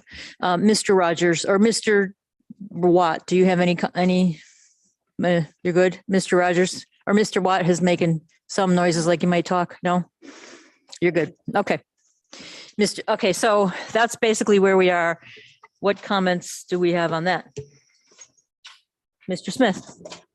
I just wanted to check, was staff able to determine if people already don't pay sales tax on SNAP when they're using their SNAP benefits? Through the chair, Mr. Rogers, go ahead. that's correct. Confirmed. Ms. Hale? Thank you, Madam Chair. I know we are just embarking on the budget process, and I think that complicates this right now, because complicates it and augments it, because we have to be looking at that at the same time. And I hope we don't put the cart before the horse and allow some information about budget process impact what we're doing here. Although ultimately they all will mix. I would propose that we strive to fill half that bucket, $3 million. And my reasoning behind that, and again, we'll have to be addressing this through budget process. My reasoning behind that is that we are getting approximately, as I understand it, 3 million more now in online sales tax than we had been 3 years ago. I think Mayor Weldon has commented that perhaps some of that is food. So that $3 million though is coming from Juneau citizens. And so that's my proposal, is that we fill 3 million of that bucket. Okay, let me just ask a question. Just refresh my memory, Mr. Rogers, how much we are getting in remote sales tax now? Is 3 million correct? I just can't remember. Yeah, thank you, Madam Chair. It is forecast to go up to 3 million into next fiscal year, very close. Okay. We'll get something a little less than 2.5 million this current fiscal year, but it's rising rapidly. Okay, thank you. Ms. Stream? Thank you, Madam Deputy Mayor. I would like to fill more of the bucket, I guess, as close to all of it as possible, because I think that if we are going to talk about an ongoing, it's not an expense, but an ongoing decrease to revenue, we need to be planning for how we meet that hole or bucket or whatever metaphor we're using here. Otherwise, I mean, we leave future assemblies in a bad position where they'll be forced to use, I guess, their fund balance if they have it, and that puts us in kind of a structural problem. So I would like to fill all of the bucket, or at least as close to all of it as possible. Mr. Bryson? Thank you, Madam Mayor. I agree with both Ms. Stream and Ms. Hale. Somewhere in between where those two, the ladies were discussing is spot on. One of the things that I think will happen though, as we increase the food budget or the discretionary purchasing power of Juneau citizens by maybe not quite 5%, but we would be increasing Juneauites' purchasing power, which could have a positive impact on the economy. So if the economy grows just incrementally 1% because we've reduced tax on the one thing that people are forced to buy, while I do think that filling up, $4 million of that hole is probably a very prudent idea. I don't think we have to go to all six because I think we'll see growth in our economy for making this type of economic step. So I think you both ladies are right. More, Mayor Weldon has her yellow hand up, which I can see. Thank you, Mayor Weldon. Thank you. I'll try and talk. I don't know if I'm getting cut in and out. I think other assemblies couldn't do this because they tried to fill the buckets, but I don't think we are in a position right now. And while I appreciate everybody's comments, I don't think we're in a position right now not to be able to fill it all, or at least most of it. I don't agree with half. I would say we either need to come pretty close to 5 or 6 million.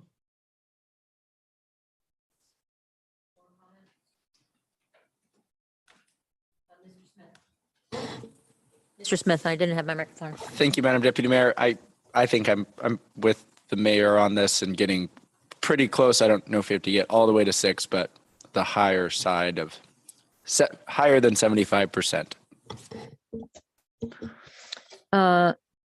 Anybody?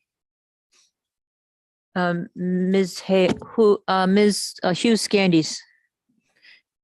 Oh, thanks, Madam Chair. Yeah, I think if we're keeping it pithy right now, my initial preference is to try to fill it all the way. But yeah, everyone's point is well taken, and my thought would be as close as we can get, or to try to replace that. Okay.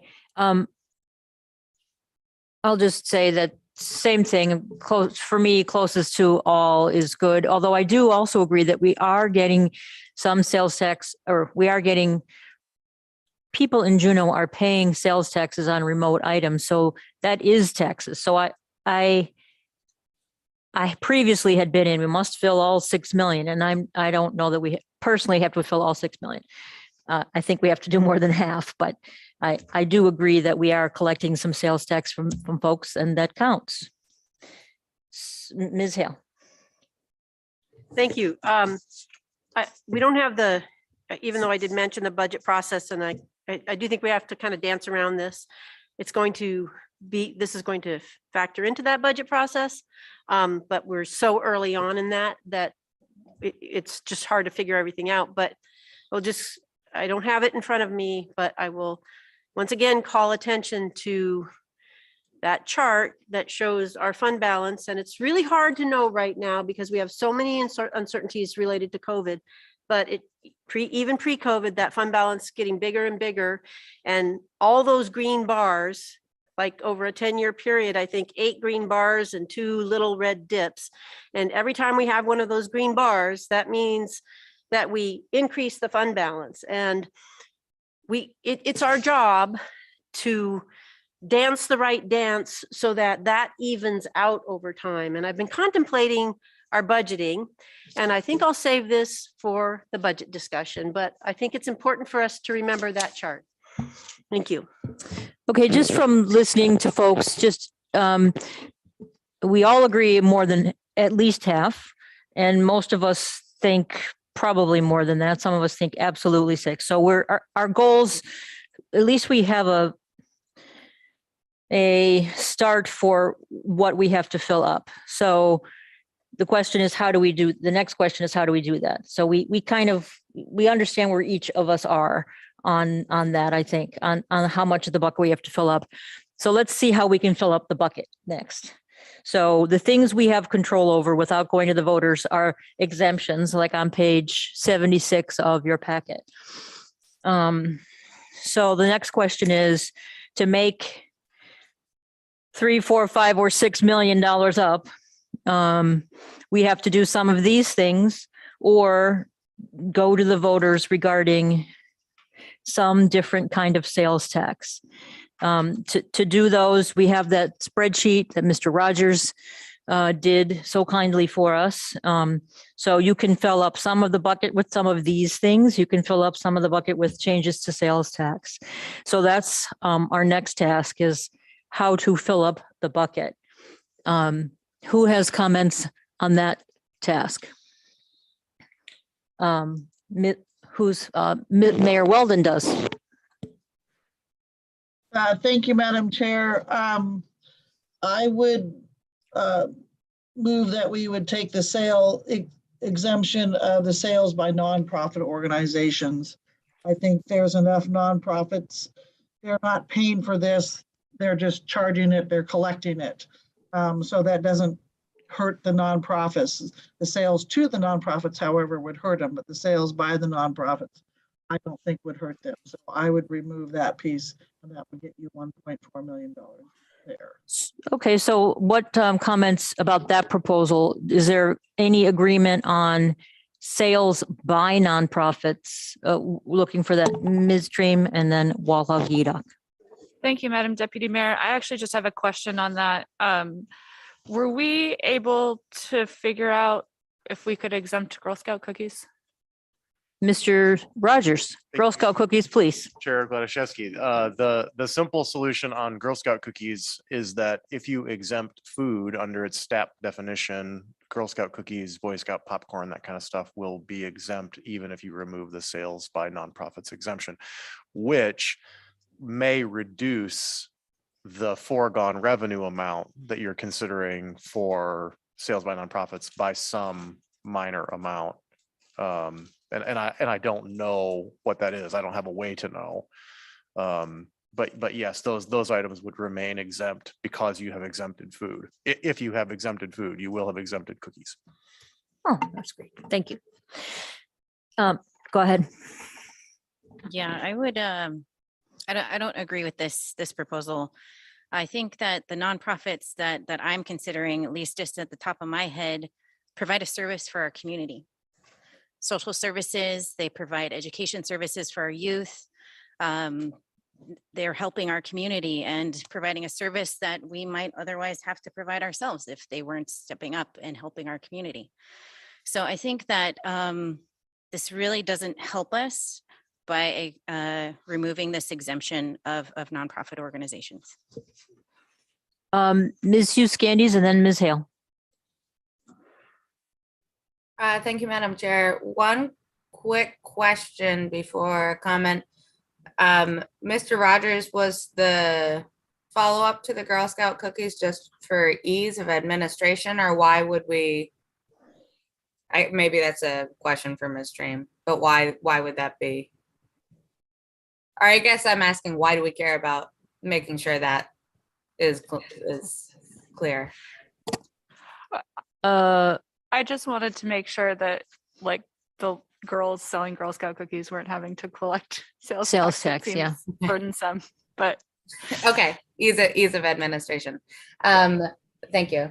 Sorry, I didn't necessarily need to ask you that. I think the sales by nonprofit organizations, when I've contemplated where we might get some of that funding before, has been one that I've always considered. So I think I would tentatively support that, as it's not sales to nonprofit organizations as they're collecting it.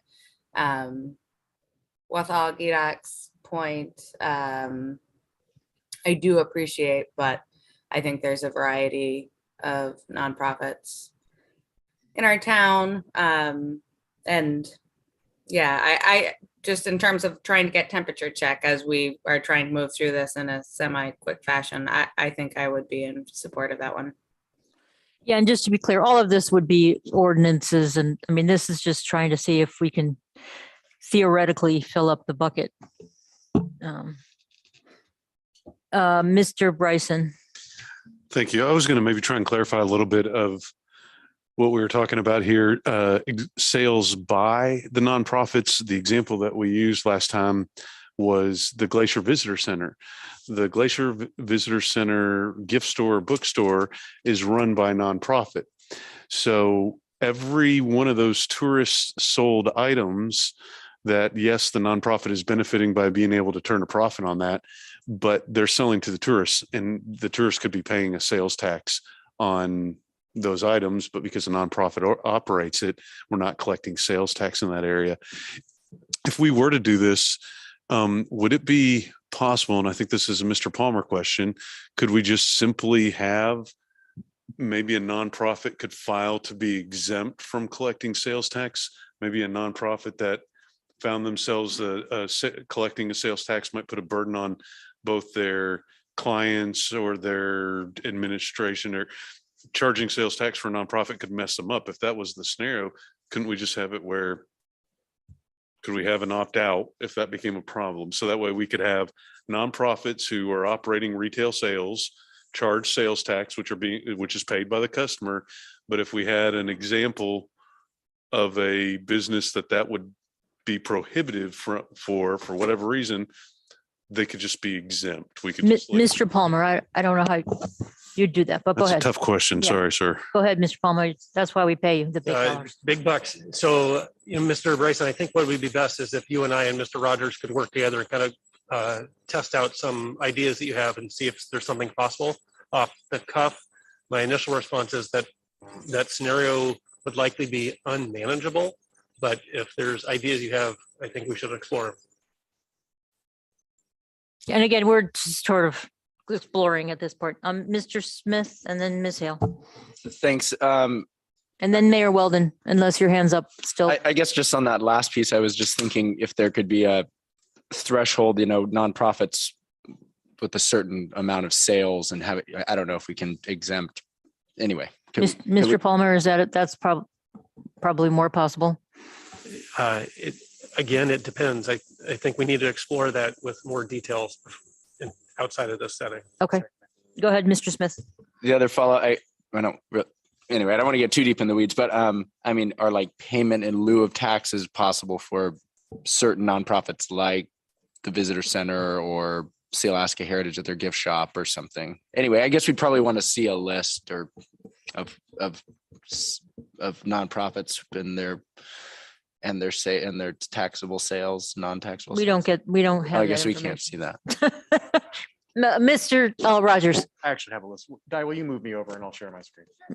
So Madam Chair, we put a memo into the February 5th, 2020 packet on this subject.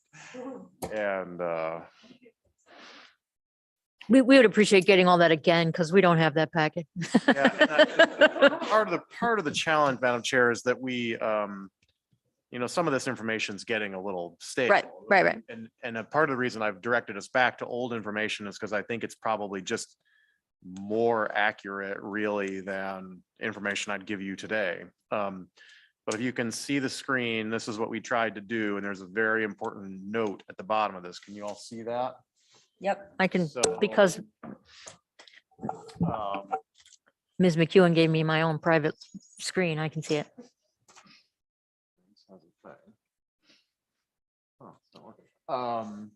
So you can see the amount of sales exempted and the number of organizations by category, but this note is really important. And I tiptoed around how to do this without revealing the identity of the largest participant here, but 85% of that $13 million, 42% of all reported nonprofit sales in this category are for a single nonprofit residential facility for the elderly and disabled. And you could put two and two together about who you think that is. So a large portion of what is in this category to be potentially subject to sales tax is a residential facility. And what I don't know, and I will try and find out, is that even if you made that subject to tax, they are likely exempt under another category, for example, healthcare. Now, that may not be true. We'd have to work through that. But you can see, but beyond that one sort of elephant in the room, you can see what we're looking at: arts, music, literature, cultural. That's theater tickets mostly, for one thing or another, events, arts events, broadcasting. You can probably put 2 and 2 together about what that might be. Education and youth type nonprofits, environment, ecology, health, housing, homelessness, recreation, affinity groups, etc. I developed this years ago as a way to talk about this subject, without dealing with the confidentiality issue. So this is about as much information as I can give you, and it's particularly complicated because you've got one, you've got a monster in the group. So it would be helpful to, if you could determine whether, if any of the large are 1.4 million is incorrect, right? More incorrect. Yeah, I think certainly some of these could, especially in that top category, could easily fall into a healthcare exemption, and we would just have to confirm that. Okay, so Ms. Dream. I'm really sorry to do this, but I have to put on my pedantic economist hat for a second and say that even though sales tax is just collected and remitted by a business and shouldn't enter their coffers in any way, it does impact the price that their consumers are paying, and so will impact their consumers' decisions. And the exact extent of that depends on a lot of different things, but I don't think we should talk about any of these exemptions as if adding them or removing them won't have an impact on sales. Yep. Could you stop? Everybody good with this? Can we stop sharing screen so I can see the rest of the folks online? Because Peach, she took her hand down. Okay, so Madam Mayor, you don't have her hand's gone. Ms. Hale. Thank you. And I think as we tussle with this nonprofit organization tax exemption, I've definitely heard from people with similar businesses or that sell similar items that one organization doesn't collect sales tax, and so it's cheaper for their customers, and another private organization does. And so I just think that's something that we have to bear in mind. I really appreciate Ms. Treem's comment. I think that's spot on too. Thanks. So it sounds like there's some interest in this one, and we should leave this on the table. I would bring up this single item exemption. Now, the way this is structured now is, and largely, boats, automobiles, you only pay tax on the first say $13,000. So I have a question, if this can be flipped and what impact it would have, would we know? And by flipped, I mean, instead of paying tax only on the first, let's call it $13,000, you don't pay tax on the first 13, but you pay tax on above 13. And so that would target bigger items with people who presumably can afford those bigger items, and you'd be taxing like we do with senior citizens property tax exemption. We don't tax the first 150, but tax above that. Is there a way for you to figure out, do you have enough data to figure out the financial impact of doing something like that? Chair Glasowski, I think the answer is no. And the simple reason is that we don't actually get from any sales tax file or transactional data unless we do an audit. But as a matter of course, we have hundreds or exceeding 1,000 individual businesses that are claiming exemption under the single item cap. we don't get transactional information from them. So we don't know what any individual transactions look like. So it's, I don't have the data to model what's going to happen to tax. I mean, I think your thought about inverting the way the exemption works is a fine concept. And we could certainly implement it. But I don't know how the revenue will change. I've been asked the sort of simpler question, which is, how much more revenue do we get if we push the cap up $1,000? And the answer is, I don't know. I mean, we could make a guess, but it would be a guess. I really don't have any idea. And I don't think we have access to the data to know with any level of certainty. That's, yeah. Mr. Bryson, Ms. Hale. So the only thing that we would accomplish by removing the single item sales cap is we would help remove sales from the community. If our single item sales cap, which I believe we already exceed some of the other Southeast cities, meaning that we would be charging a higher sales tax for the same product sold in Southeast Alaska. So it sounds great in theory that we could remove that single item sales caps, because the first time that this was looked at was against the jewelry stores downtown. Oh man, we could raise the sales cap and look how much more money we could get from the jewelry stores. And then the jewelry stores just sent their people to their sister jewelry stores in Ketchikan, which only had a sales cap of, I think, $1,000 at the time. So before we explore how much to mess with the single item sales caps, we would have to keep in consideration where we would be at with those same items in Southeast Alaska, because that would become our competition that would be basing it off of. So it sounds like a really simple thing, just let people pay more sales tax on their big ticket items. But those are the very items that we want purchased here locally. And so any disadvantage we create for purchasing large items here in Juneau, messing it up with cars, and then we get people to start buying cars online. That kind of thing. I know we're trying to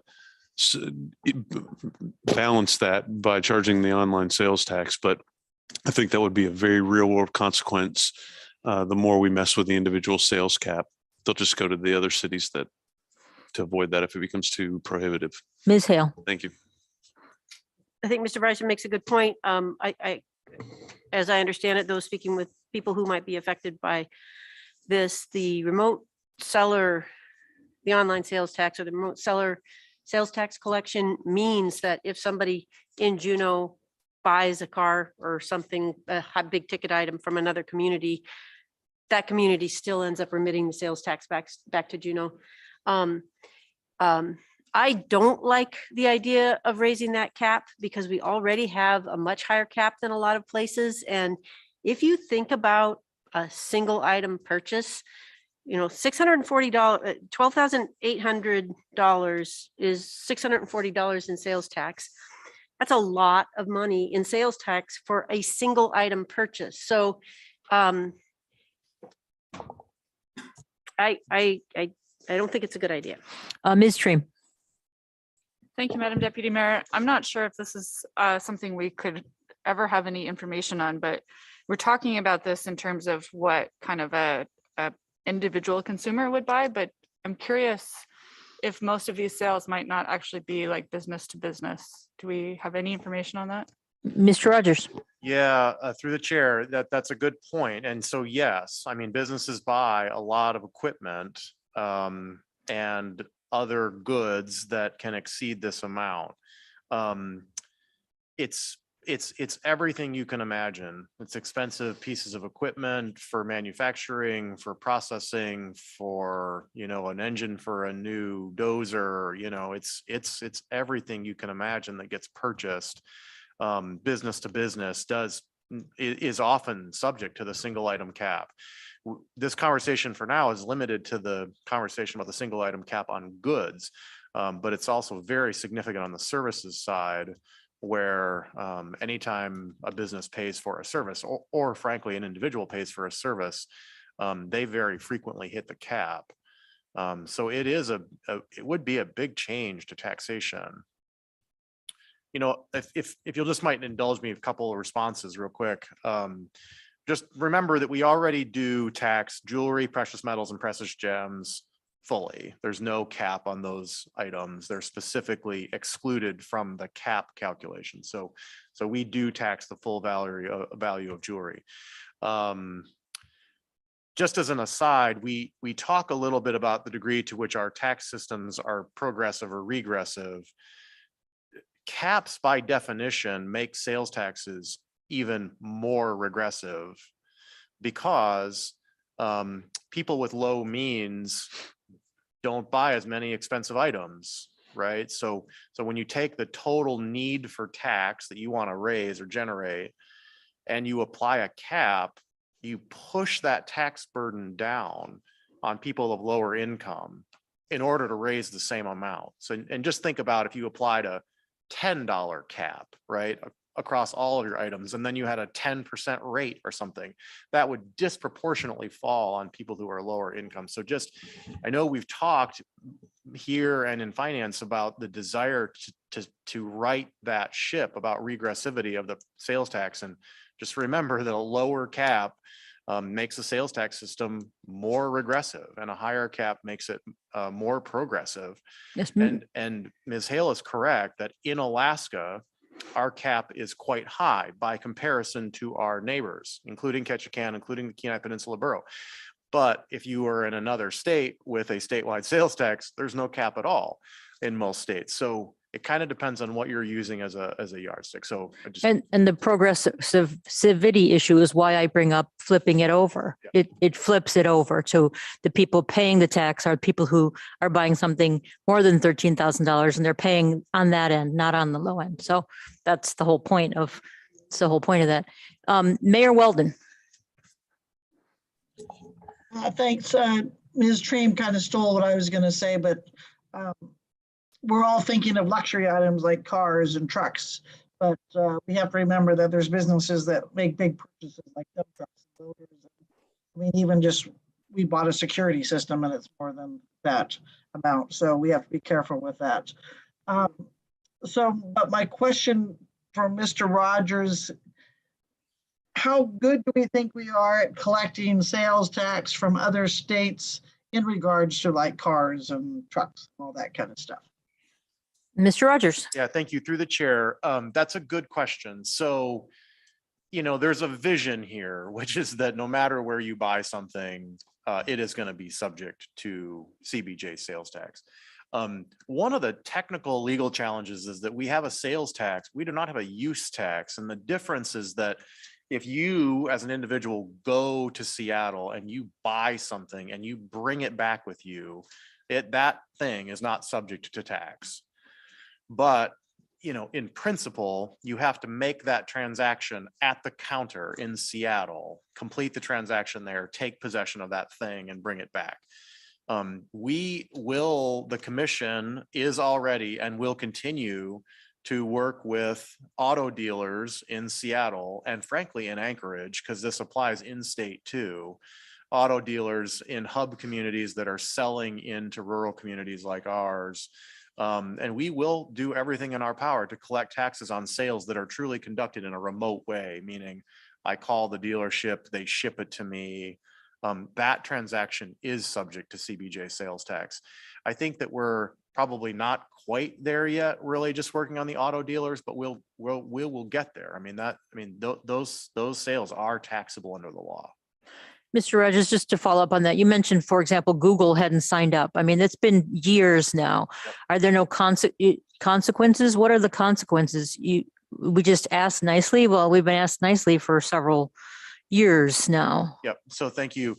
Good question. And like I said about Google, we are the commission is in the process of, we will force file them. We will start estimating their tax that's due under Alaska law, under the commission's operating local law. Once we estimate a business's tax, it's due to us, and eventually we'll file legal action against them to attempt to collect that estimate. When that happens, they will eventually file. Google has been the most recalcitrant about coming forward to file. They're kind of the only kind of whale left. And has the commission sent lawyer letters to their lawyers, et cetera? Yes, Madam Chair. Okay.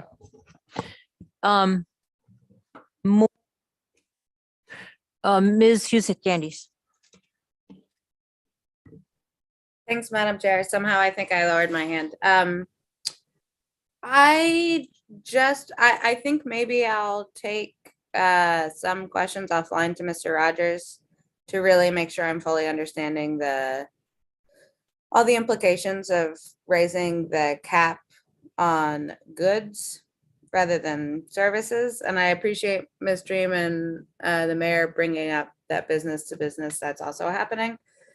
But just sort of on the line of whether we are doing something that's progressive or regressive, this had struck me as not low hanging fruit, but considering what our goal is to reduce tax on something that literally everyone needs to live. We want to make sure we don't punish businesses, but I would say people who can afford to spend money on something that's high, I'd rather see us be taxing that than food. That's all. And I'll follow up with Mr. Rogers. Thank you, Ms. Hughes-Gandy. So we've talked a little bit about some of these things. They're all hard. And none of us want to do any of them, but we're still short $5 or $6 million. So if we say no to all of these, so far the only one that we've got sort of yes-ish on is the sales by nonprofits. I'm still would like to flip the exemption cap and tax the high-end stuff, not the low-end stuff. We don't know what it would bring, but no one else is lighting on that one. If we don't do any of these, we're talking about going to the voters to change sales tax in some way. Ms. Dream had her hand up. Thank you, Madam Deputy Mayor. I also just wanted to point out that if from the table that Mr. Rogers showed us, we could be talking about as low as almost $200,000 for the sales by nonprofits if that large provider is not included. Yep, so still a bigger hole. So if we don't do any of these, we would have to start talking about sales, going to the voters to change sales taxes in some way. Did you have something else before we go to that, Ms. Hale? No. Ms. Hughes-Gandy, did you have something on this list so far? Oh, thanks, Madam Chair. I just wanted to be clear that, if in the way that we're just temperature taking, I would be a yes on raising the cap. Or your idea of flipping the cap, but okay. That wasn't I don't want to do that. I do want to do that. Okay, I see. Thank you. Wahlagira. Yeah, I'm also in favor of flipping that cap. And then I'll just throw something else on the table since you challenged us is I don't really know what a single service exemption, what do you buy for a service for $12,800? Mr. Rogers. Yeah, thank you. It can really be anything, but we see it in the construction industry all the time, right? So if you pay for an addition to your house or a business pays for a renovation, all kinds of one-time services, even a big contract is often subject to the cap. There's a lot of back and forth between the sales tax office and sellers about what constitutes a single service. We have that debate quite frequently. Little complicated, but there's a lot of services subject to that cap. You'd be surprised. Go ahead. Would contractual services then fall under that? So if someone was contracting me at $20,000, it would fall under that? Correct. Do you have a similar table, the one you pulled up from 2000, whatever that thing for services that says what those are? Like what's the big one? What's the big kahuna in that bucket? Services, is it contractors? Yeah, Madam Chair, I could try and do that. I haven't done it, but I think that's possible potentially. People are nodding their heads that want to see that. Okay. So far it seems like still on the table on this list is sales by nonprofits and exemption caps for services and items and possibly flipping how we tax Madam Chair. Items. Just go ahead. Clarification on the flipping. In a super linear way, if you flip that cap, you will need to define which categories of goods are now subject to the flipped cap. Because otherwise, say for example, and we reverse the single item cap and instead tax was exempt up to $5,000. Well, tax would be exempt on everything up to $5,000. So we would need to define a class of goods that for which tax would be exempt up to a certain number and then tax is applied after that number. Does that make sense? Sure, but what is the definition of single item? Whatever single item is now, I'm not suggesting we changed it. No, single item today covers everything. Any item you buy that meets the cap, you will stop paying tax over the cap. What I think you're suggesting is that we would flip that and a single item would be exempt up to $5,000. But what it means is that when you buy a candy bar, it's exempt. When you buy a loaf of bread, Oh, it's right. exempt. When you buy anything, it's Yeah, exempt. so you'd have to list boats, cars, whatever the list was. Correct. Mayor Weldon, Ms. Hale and Mr. Bryson. Okay, I don't really understand this flip either. So let's just say I buy a dump truck and I think a cheap dump truck is probably $200,000 to $250,000. So you're saying that I'm going to pay tax on everything but $5,000? So I'm going to pay tax on $150,000 to $200,000? I mean, that's going to be tens of thousands of dollars just on tax. And that's not a luxury item. I need to do that business. So who am I going to pass that on to? I'm going to pass that on to the people that are contracting for me. So in that case, it's developers. So they're going to make housing even more expensive. So I'm not understanding the flip at all. I'll answer that, Mayor Weldon. Yes, that's exactly. And I didn't say 5,000. I just used 13,000 because that's what the cap is. And it currently, it's 12,800. So you would, just like property taxes, where seniors don't pay property taxes on the first 150,000, but they pay it on the whatever above their houses, whatever above that. So yes, that's what I'm saying. And all of this would have to be worked out. But like you said, the dump truck and the everything. But yes, that's the explanation of what I'm saying. Yeah. A follow up then. So let's just say $200,000.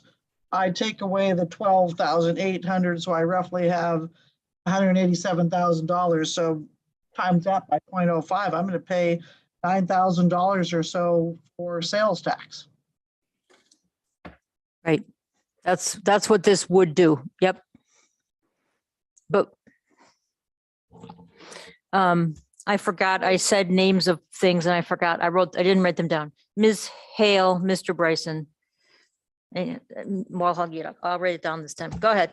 Thank you, Madam Chair. I just remembered that obviously with the price of oil rebound, although I guess it's low again, the state has money. And so therefore our state legislature is not dealing with revenue solutions most likely this year.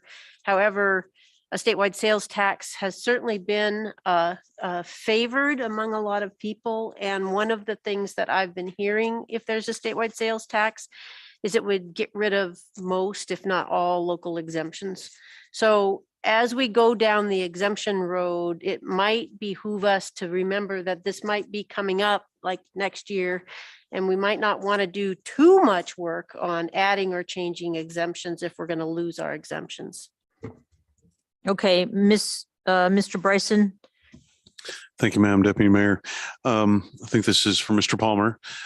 Could we have the same way that we've exempted precious metals and jewelry, precious stones, exempt them from a sales tax cap? Could we set a specific vehicle sales tax cap? So while Madam Mayor is correct, somebody that's buying a work vehicle, it's substantially more than a vehicle, but it's providing another service. You can't quite look at that the same way as somebody just going out and purchasing the family car. So while we're trying to correct this, instead of going from a $640 potential sales tax if you wanted to buy a new work truck to $9,000 in sales taxes, that's a bit jump. But what if we set it at any vehicle, you're only going to pay sales tax on $20,000. we're eliminating some of the regressiveness because you're not going to be able to go and purchase a vehicle from a dealership for less than 20,000 bucks. They don't really work in a lot of, that's not their primary target. That's just, cars cost more than that now. So we could just pick a price for vehicles that made it a little bit more fair, generated a little bit more revenue, but didn't upset the apple cart going from 600 to thousands of dollars of sales tax to purchase a car. I could see that being harmful to the car industry here. But if we said, okay, the sales tax cap on a car isn't going to be $12,800, it's going to be $20,000 for the next year. I don't think that there would be a lot of heartburn. I don't think that it'd only be a few hundred more dollars on, tens of thousands of dollars of sales. So it's not, percentage wise, it's not as impacting, and it's doing a thing that I don't remember if it was this meeting or last meeting. We can't just go and do a 50% increase in tax to the customers in one fell swoop. That's what creates all the heartburn on everybody.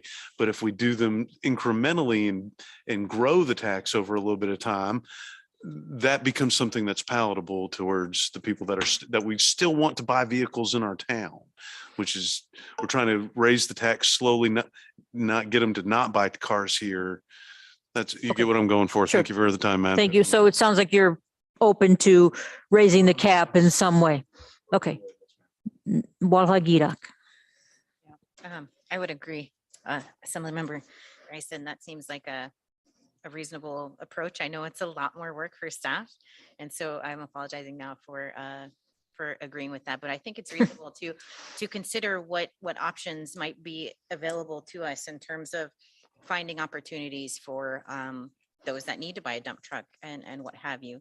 I will say this though, in terms of sales tax and my taxes this year, I got to have a waiver in my yearly taxes. So it seems like passing the buck onto the federal government through that process of filing my annual taxes. So in reality, I actually got back a lot more for the sales tax I paid in Juneau. So I'll just throw that on the table for consideration in this flip and reverse of what we're talking about.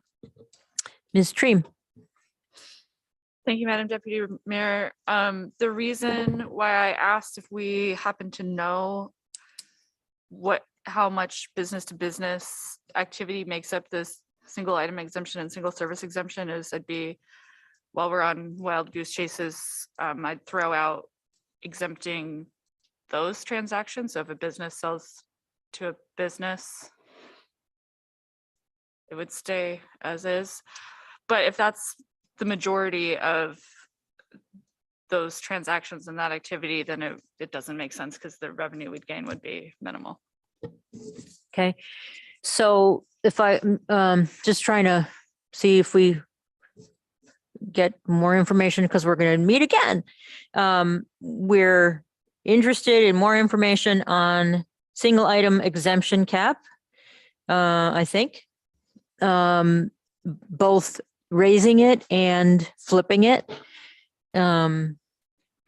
More information on single service exemption, as in a la that table you gave us on what it is, what's in there, right?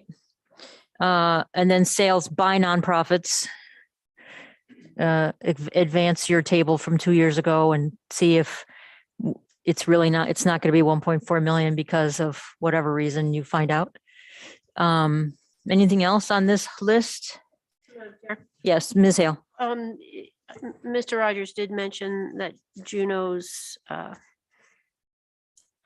upper limit is higher than almost all other Alaskan communities. It would be nice to have a sampling, at least not an exhaustive list, but a sampling of what it is for other communities. Thanks. Okay. So all of that, and especially if we start digging around, we still haven't come up with all of our money, even if we did all these things, which it sounds like we probably wouldn't because we don't all agree yet. So then we're into the question of changing the sales tax rate in some way, which would require a voter approval. And that is due by when? Tell us again when we have to know if we want to try to do that.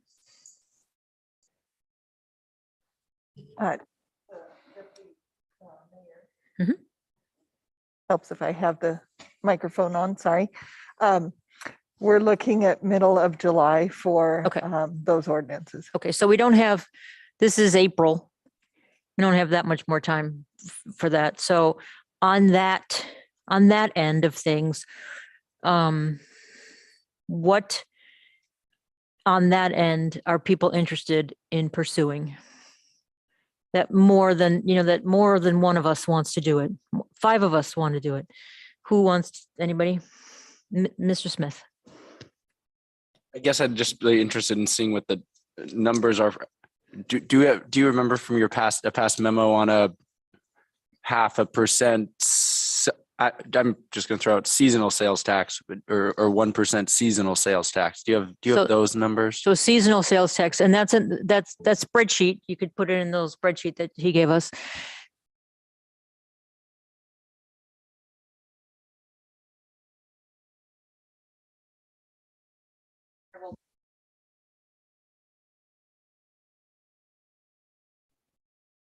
We have no sound. Right. Yeah. Sorry, I'm talking without pressing. So just the button. Several people raised their hand and said they're interested in the seasonal sales tax issue. So how could we structure a seasonal sales tax that would raise some of the revenue, maybe not all of it, but some of it? And what are the structures of it? Ideally, for me, you would raise it in the summer and then lower it in the winter. If you could make that math work, that would be awesome, like 6% and 4%. I don't know, when you look at that spreadsheet, doing that doesn't quite raise it all, but what are the options for raising revenue in that way? If you could work on that. Anybody want to comment on that? Mr. Bryson? Thank you, Madam Deputy Mayor. I'd be curious to see some sales tax alteration. What would a sales tax look like at like 5.25% across the board? A seasonal sales tax is incredibly harmful to certain businesses, not all, but a lot of businesses that cater to locals are dependent upon their summer season. And so not every business in Juneau rides the tourism wave and everything's all groovy. Increasing a sales tax for a certain period could be detrimental to some of the businesses in the community. Okay. So I'd like to see something more like 5.25% or 5.5% across the board would be a far more fair way to apply sales tax than trying to do 6 and 4. You have Okay. no idea what kind of negative consequence that would have. Okay, so is there enough interest in that? Yes. Okay, so that as well, what would it take to just increase it to what would be the number? Or, several, don't just pick one, but, give us the range. Mr. Watt? Thank you, Deputy Mayor. Slightly new topic. I just want to curb our enthusiasm for thinking that we're going to be able to predict this very accurately. Yep. We've got right now inflation rising faster than revenue growth. Mr. Rogers has estimated 6 million if we exempt SNAP. I would just be cautious in believing that we can nail the lost revenue with the increased revenue. And so I think what could happen is if we are too optimistic, the future and we pass a change, a future assembly is going to feel pressure on property tax. To me, that seems like the natural consequence. You don't have to go to the voters to nudge the property tax up, but you do have to go to the voters to nudge the sales tax up. So I think we have to be thinking about the volatility and really our ability to accurately estimate a lot of these things. Yep, thank you. And also, so I thank you for mentioning that, Mr. Watt. So these are the things that don't require voters. The other thing that don't require voters is property tax. So that can be in the mix of the 6 million as well. So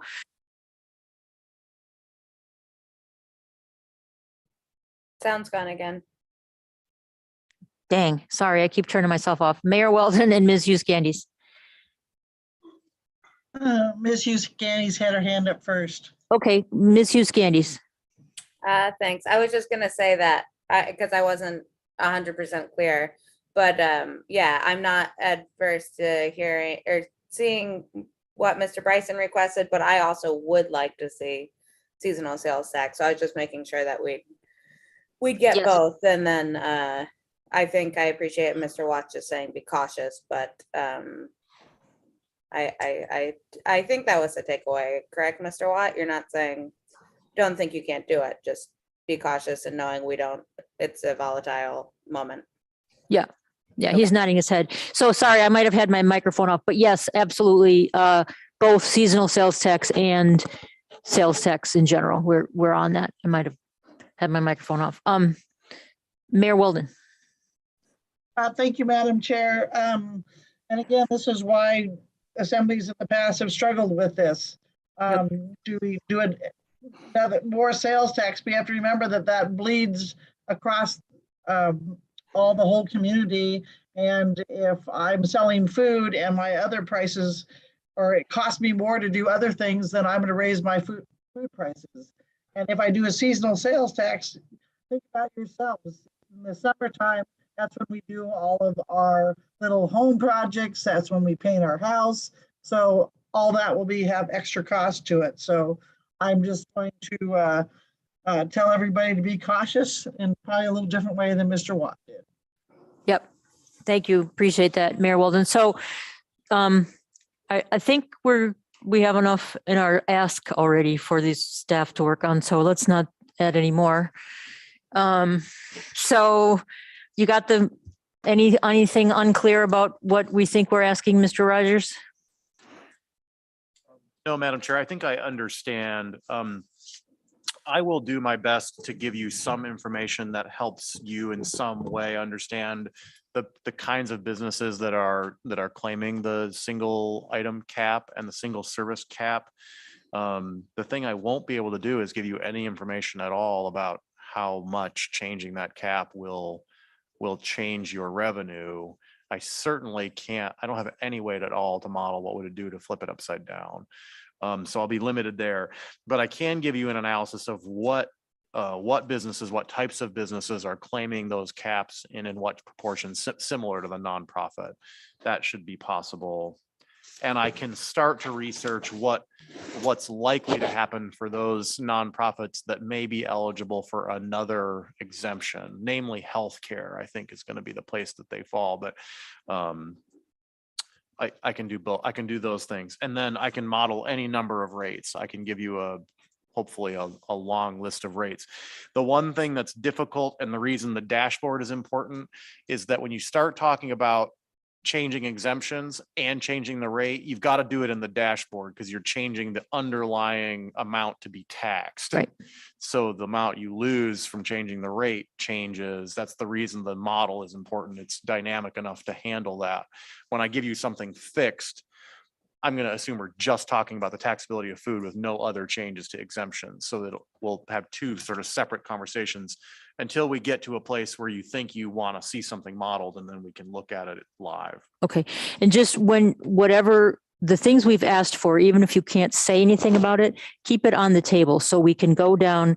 We're not looking at this old memo from March 2nd. We're looking at a new one. Oh, we will. That has single item cap, opening, making it more, flipping it. So even if you don't have a number, just keep it on the thing so that we know what we're not talking about anymore. Understood. Fair enough. Anybody else comment on this item? Good job. I mean, it's not easy. That's why nobody did it before. So let's take 5 minutes. Thanks.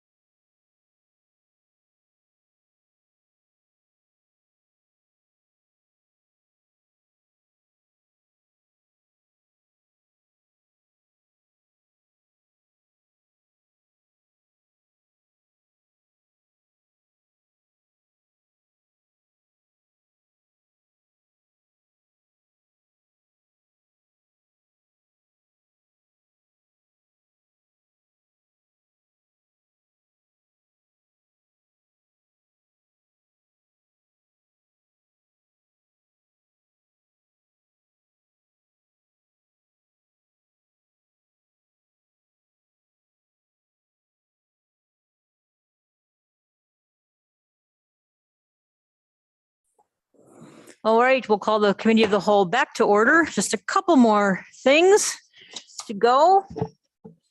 Where's my agenda? Gondola is next, so that's why I know that.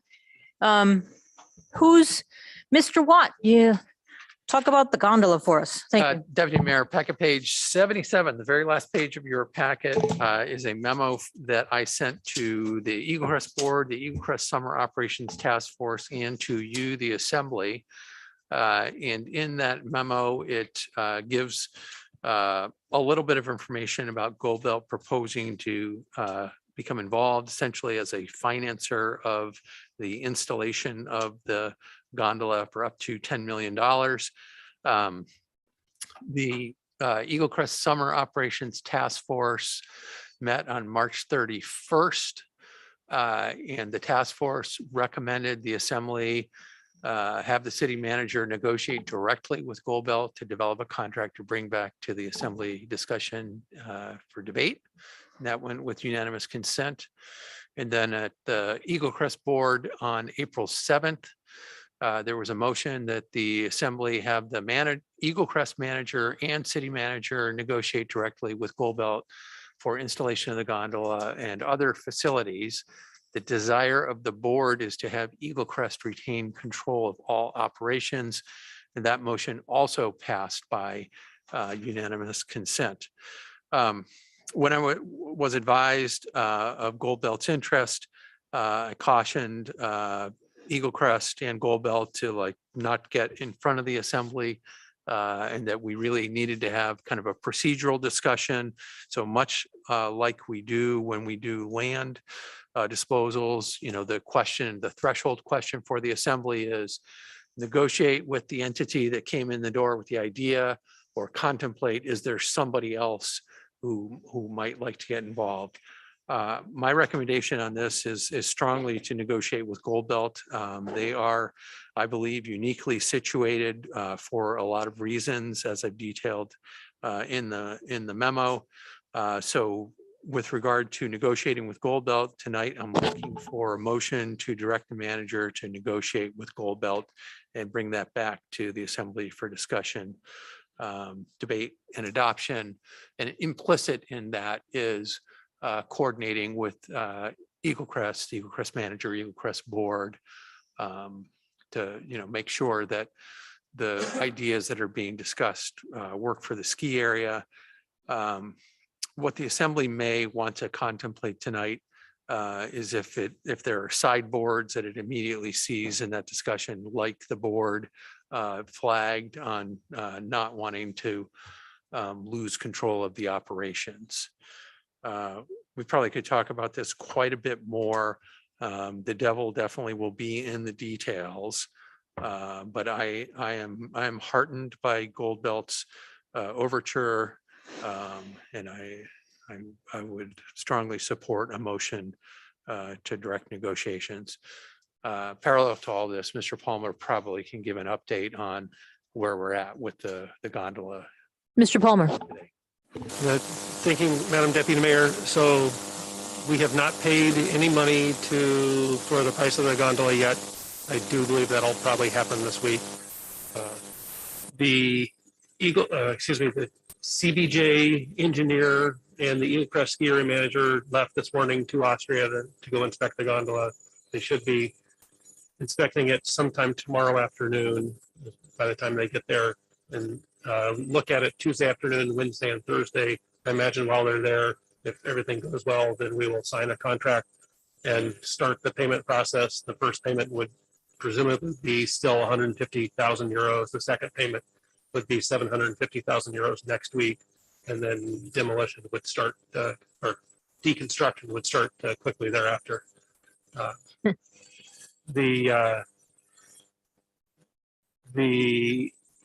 end result would be to have, right now, pending any decisions by this body, the gondola decommissioned in Austria, put on flats and containers and shipped to the nearest port to then have it brought across over to the United States.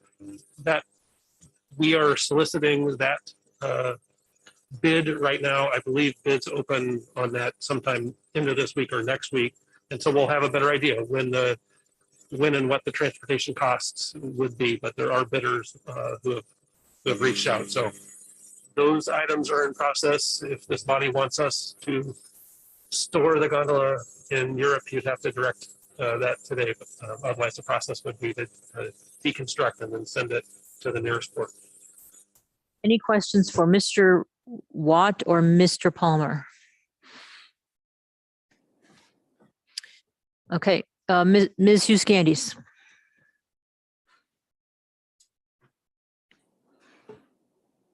You're on mute. Thank you, Madam Chair. Can you hear me now? Yes? Can't hear you.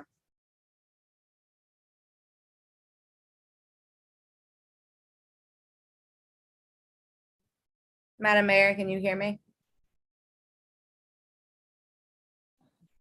I can hear you fine. I can't hear them anymore.